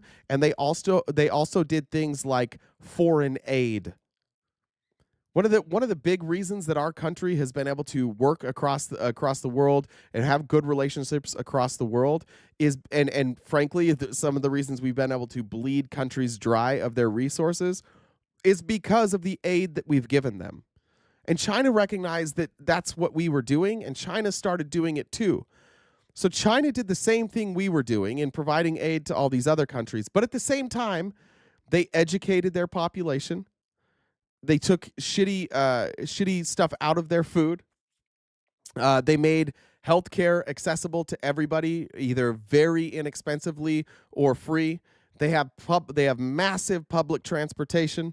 They've been able to keep costs down, and yes, China has done some horrific things during that time also, and so have we. We've both done horrific things. We've both participated in genocides. I'm not trying to defend China, but the reason China grew is because China invested in their people. But the brain dead take that Republicans do is they're like, China is not really growing. It's fake growth because it's communism and all their people work in sweatshops. Well, they don't. They're very educated. The Chinese people are very, very educated, and that education is very inexpensive. And instead of focusing on like, we got to get rid of that woke CRT, they taught their kids technology. You know, they give their kids a real education. They're not like, we're going to teach from the Bible. In fact, part of what China has done, like part of the growth of China is the fact that, and I'll say this, I used to play a game called Tropico. And you guys played Tropico before? In Tropico, like after you like start on an island and it's, I don't know what they call it, like a strategy game, you build out an island, and at some point you get to determine like how you want to run your government, right? And you can go like the more communist route, or you can go the more capitalist route. What China did is China's like, we're going to socialize our healthcare, we're going to socialize our education, and then we're going to use capitalism to build like so that these people have upward mobility, so they can see like, oh, we can grow a company and we can be wealthy. They created a mixed economy. They took the best of both worlds and they beat us. And the reason that we couldn't do that, the reason that we couldn't do the same thing China did, is because we spent decades using propaganda convincing American citizens that communism and socialism are evil. And so anytime we try to do something good, that like try to replicate what China does, a bunch of dumbass redneck Republicans go, I ain't doing that commie bullshit. We got to learn from the Bible like Jesus intended. That's why China caught up. Because China's not playing the same dumb games we play. We got fat and happy, and most people stopped doing the right thing. We stopped taking care of our children. We stopped taking care of our health, and we just let all these billionaires become on their way to trillionaires now. That's why China caught up. Patrick Bet-Dumb and all these other Republicans, they don't understand that because they're just terrified of the word socialism or communism. Check messages one more time. Haley says, oh shit, that's loading slow as hell. Pop out and back in. Doing my part, now do me. Oh, I mean yours. Good to see you again, Haley. Haley was the originator of the red face. Amanda says, go Birds for Jen's job. What did you just say, Jen? Sorry, I have to mute. So I have to mute one. I sent you other super chats that were sent too, if you didn't see them. Oh, thank you. Susan says, love the show. Thank you, Susan. Appreciate that. Sarah says, thanks for keeping us informed and abreast. Well done, Sarah. Good use of the word abreast. Elizabeth says, absolutely love the show. P.S. Love you, Jen. Jen, do you want to say love you back? We all know I don't do that. Jose says, for the tip jar. You guys don't even know. Every time I get off the phone with Jen, she says, I love you. It's crazy. Like, she's not like this in real life. She's very affectionate. You've never met me in real life. I know. That's why I said on the phone when nobody's around, you're always very affectionate and loving and motherly. Natalie says, son's having major jaw surgery in June, so this is all I can do. I love you guys, YouTube and Twitch, so much better. Thank you, Natalie. And Best of luck with that surgery. Look, I hope we don't. I've said it before, but like as we grow, if you guys can, if we share this with our friends, and growth has been great on Twitch and YouTube. Honestly, I hope we don't have to do this too much longer as far as taking donations. Alyssa says if we want to fix crime, then we need to actually fix poverty. A police state won't fix anything. Yeah, it never does. That's what happened in Russia. Russia's a police state too, and you see Tucker going over there like, this is amazing. Yeah, nobody has any money, and if you commit a crime, you go to jail for your whole life, and then the oligarchs own everything. I'm cool living in a place with like petty crime if we don't have to have oligarchs. Lisa says insert embarrassing comment here. Love you. Thank you, Lisa. Nikki. Sorry, can't contribute more, but I'm a broke biatch. Same, Nikki. Jennifer says the Reagans ruined this country. Yeah, trickle-down economics really set us back from what we could have been. That's what sucks. Like we still did really well. And we could have been incredible if we didn't introduce trickle-down economics. Can't believe we're here as a nation, says Rachel. Thank you, Rachel. Maxwell says, this is so Jen doesn't have to kick your ass. She doesn't. She just floods me with compliments and affection. That's what she does. She's very motherly. And you said you sent me the super chats in Discord, right? All right. So Daniel, I didn't see this till after the fact, but he's been big mad. He's muted on whatever. No one can see his comments right now. But the most recent ones, these are funny. He said, my God, you really are some cancel happy candy asses. That's right. That's right. Quit acting like a little bitch over Drew and move the fuck on already, or pop a Midel and shut the fuck up. Either or. And then this last one, which this is, bannable all on its own. Pal, you really don't get to have the right to call anyone else a cuck when your shrew wife is in the background running her mouth, sounding. Is that you? Are you the shrew wife? I'm assuming so. In the background running her mouth, sounding like she has you by your tiny little balls, asking for money. Look, he's not wrong about me being terrified of you, but Jen's not my wife. But thank you. Sounds like sounds like his life's going well. Part, but that's bannable on its own. So yeah, don't call Jen. I was in one play ever. It was Taming of the Shrew. It's the only time I've ever heard. I've only heard that word then and then now. Dreamliner said, "Here's my tariff. Love you." And Jen, FOD said, "Did you say massive blow?" Yeah, you did. Also, is Reagan warning against Trump tariffs? Eat it, MAGA potatoes. B says Trump removed U.S. from UN Human Rights Council. That's right. I forgot to cover that today. Cookie Nibs said, fuck Drew, Tex, and any other Nazi sympathizer. Thank you very much. I'm going to have to update. Jen, do you want to do your thing? Just if you guys could sign up for a membership over on YouTube. We're trying to get to 500 for a calendar. Use your Twitch subscription on for your Amazon Prime on Twitch, and we've got merch. If you want to invite to the Discord, you can send any mod a message, and we can get you the link. If you want to DM me on Discord, it's Jen, JENN, DUBB, the number 1. We can get you an invite for over there. And then whatever number is left for the gift bowl, he's updating the number right there in the top left. We'll have about 20 minutes left to hit that goal. And so... Did you? Why did the statue leave her husband? The statue? Mm-hmm. I do not know. She was tired of being taken for granted. All right, I like that one. All right. Let's see. All right, I want to talk about this. I want to talk about more authoritarian bullshit. I meant to cover this yesterday. Trump is just suing everybody. Trump's going after this is a direct attack on our First Amendment, which is I know Republicans don't think that the First Amendment is covers the freedom of press, and that's not their fault. They don't read. But the press is a key, important part of our country, and this attack on the press is honestly the most transparent indicator that Donald Trump wants to be a fascist. Wait, you thought I ignored you? Bree, did you send something? Did I ignore something? Oh, shit. I did. They came in late. Sorry, Bree. Give me 1 second. I might have missed this one. Sending a tip for your tip. Thank you, Bree. Also, growth, you say. I remember you saying that you're a grower. Let's test that.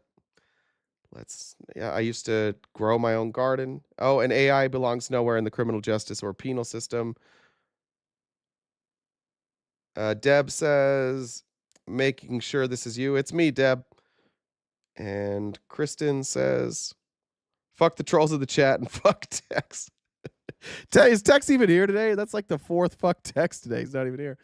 Last week, the New York Times reported that Paramount is in discussions with Trump's legal team to settle its consumer fraud lawsuit over the 60 Minutes interview. I just want to remember, like, this lawsuit is fucking insane.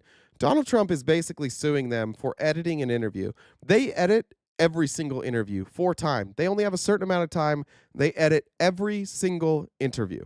And Trump is suing them for one interview in particular, just the Kamala one. When they interviewed him, they edited it. They always edit interviews. Trump said it was deceptively edited to make Kamala Harris look good. This is so goddamn stupid. And it's so... I don't know if there's any Republicans left here. Like, this is just petty, partisan, thin-skinned,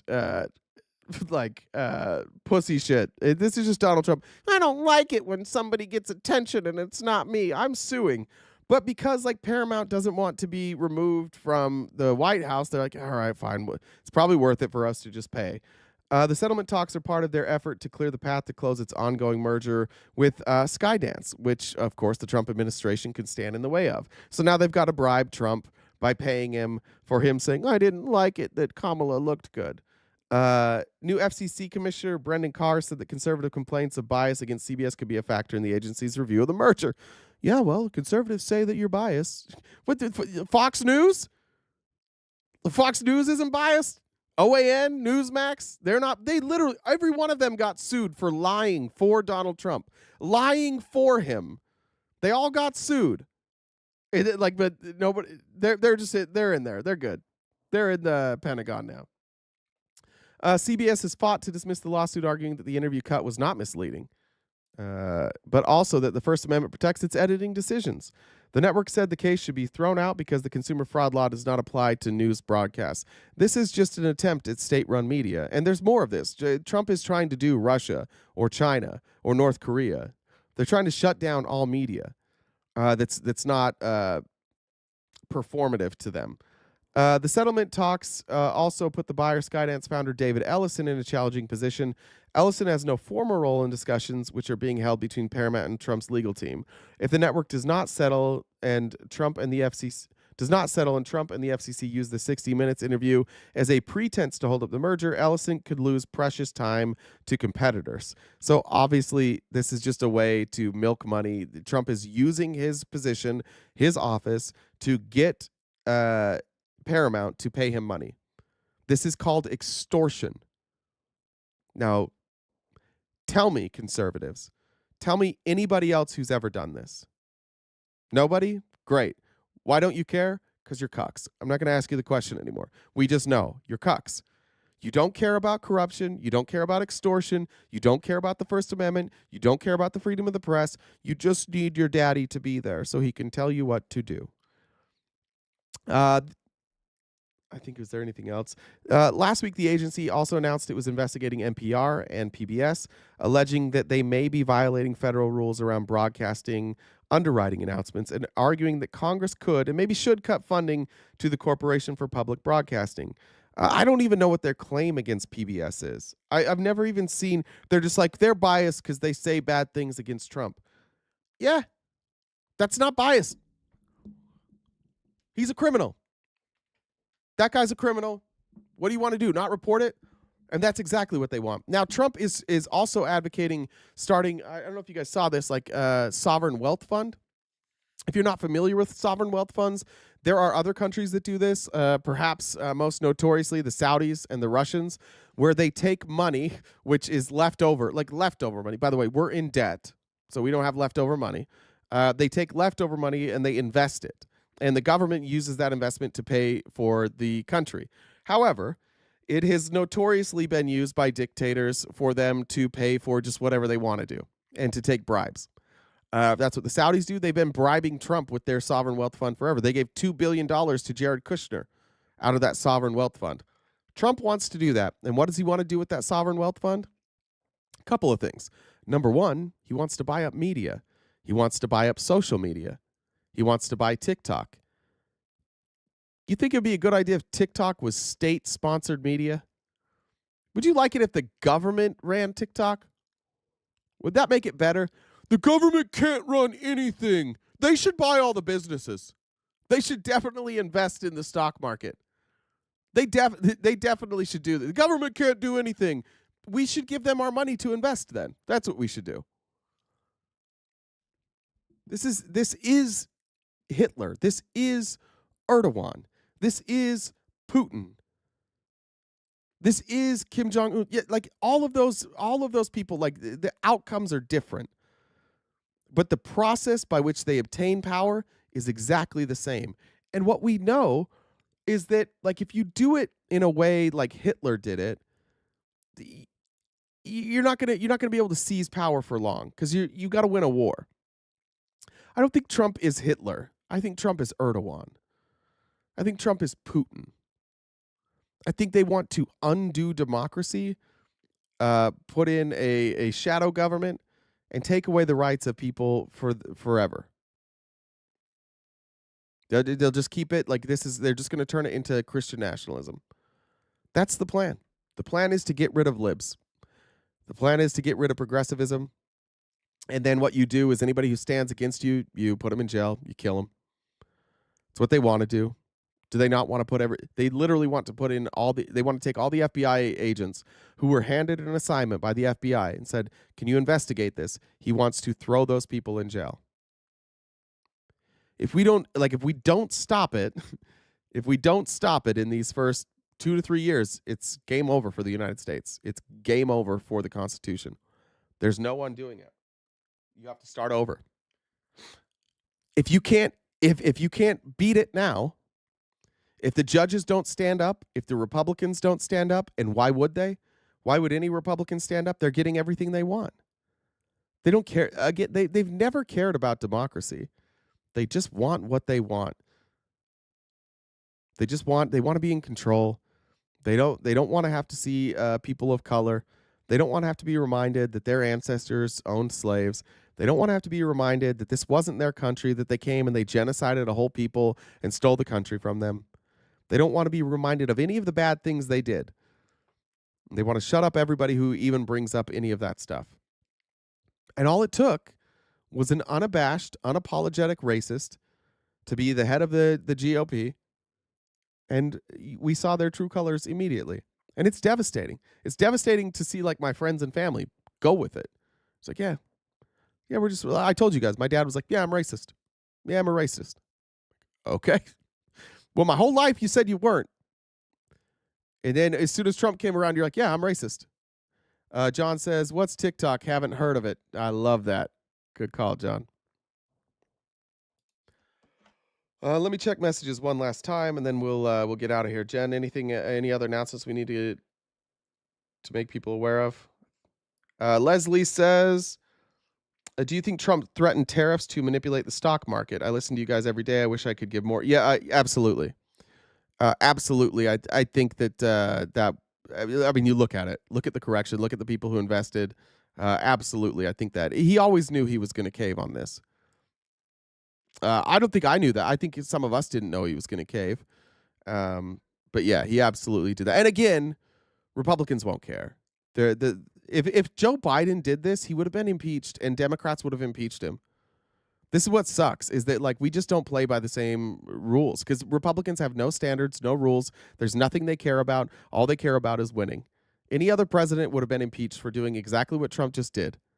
They would have been impeached on day one for the Ponzi schemes that Trump's running. They never would have got it. Like, a Democrat would have never gotten in office with Trump's track record. But Trump somehow has convinced all of Republicans, like, you look, I'm just like them. We're all the same. Like, I know I'm a criminal, but if I'm a criminal, they're way worse because they believe in wokeism. So how could they not be criminals? Deb O says, thanks for all your hard work. You make my day. You deserve a lot more. Thank you, Deb. Appreciate it. Did I read this one from Bree? Bree says, how many subs until we get to 500? Jen, what are we at subs wise? Are we counting YouTube and Twitch combined? I don't know. We never discussed that. I don't think we talked about it, but I mean, we could. That would make. We could talk about it. I'll combine. We'll say, combined. We'll say 503 combined then, since now we're combining it. What do we have? We have like 120 something on YouTube. I've looked at. I forgot what Twitch was. Twitch was. I don't want to undersell it. I remember. So we've got what it looks like. While you're looking that up, let me read some messages. Still, John says to help keep the lights on. Love the show. I think I read that one from Kristen. I read that one from Kristen again, but I just want to say, I want to read it one more time. Fuck the trolls in the chat and fuck Tex. Tex made me mad yesterday, actually, so I don't mind that. Well, Tex is in YouTube chat now. He showed up late. Oh, he is? He made me mad yesterday because he wouldn't answer any questions. He did get me, though. I was like, I did that same thing with Drew. I was like, well, then give me your full name and your social. And he gave it to me. And I'm like, I'm going to post this in Discord. Are you cool? And he's like, yeah, sing it. And I was like, I'm not going to sing. Like, I'm going to do it. And then he had given me, what's that song? Like, what are the numbers in that song that everybody sings? Oh, like the 86753 episode. Like Yeah, that one. That's what he had given me. I was like, fuck, he did get me on that. But he made me mad because he wouldn't answer questions yesterday. Well, hey, Tex, good to see you. A lot of people said fuck you today. All right, Jen, let me add this up. Go ahead. It looks like total members, 123 on YouTube. Did I get that exactly right? I don't know. I think I said 132. I think I had it backwards, actually. To be honest, I wasn't listening. So I don't know if you did or not. And then let me see if I can see what we got on Twitch. But I mean, if we can combine, I mean, we've got that would make sense because we'll never get to a calendar if we don't. So I've also put some different. I don't know if you read them all for the super chats from YouTube. Did you put some more in there? We did hit the goal. We've hit the goal now, but feel free. You guys are awesome. Frankie, thank you for the super chat. I read the John What's TikTok, haven't heard of it. Yeah, those are actually showing up on my end now. Okay, cool. John says, FY, this is Johnny Longtrail. Haven't updated my name. Hey, Johnny. So yeah, no, we should be back. I mean, if TikTok doesn't ban us again, we should be back on TikTok tomorrow. But we'll see. Yeah, just if you guys, like we said before, if you could subscribe. I know there's different terminology. I'm trying to use the right one for YouTube, where it's memberships versus what what was that look for? I didn't read the end of Bree's comments because she said how many subs until we get 500, and I didn't. She said I need to see your yams in a sundress. I'm gonna have to wear a sundress. This is gonna end me. Terrific. I mean, we're not gonna do digital. We can't do digital. They have to be print, and you can't share them. I think that's where we're gonna have to set that as a rule. Right. Anyway, so yeah, if you could membership for YouTube, subscribe for Twitch. You can use your Prime sub on Twitch. Yeah, I think, and if you guys want to invite to the Discord, you can message any mod or myself on Discord, Jen, JENN, Dub, DUBB, the number 1. And then I'm trying to see if there's anything else that we have merch. So the link trees that we have in both of the bios for each channel. I think that's the main. I think it's it. I think that's it. All right. Any last jokes? Yes. How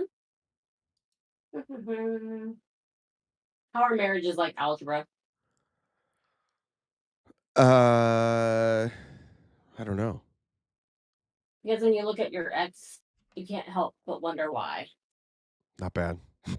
not bad. Not bad. All right, thanks, Jen. Thanks, everybody. Yeah, we can raid Pickles today. We'll see everybody tomorrow, 9:30 a.m. to 1 Pacific Standard Time, right here on Twitch and YouTube. I think tomorrow actually we can be live on TikTok. Not tomorrow. Thursday we'll be live on TikTok. I may be at the protest tomorrow. I haven't decided yet. We're gonna figure that out. I may or may not be at the protest tomorrow. We'll see. So if I don't see you tomorrow, I'll do some live streaming from the protest if I can figure out how to do it. Other than that, Jen gave you all the announcements. I appreciate you guys' support. If you want to jump in the Discord, we'd love to have you there. You can follow me on X, Instagram, Twitter, or no, that is Twitter, Blue Sky, Facebook, TikTok. And other than that, stay cute and cool, everyone. Have a great summer.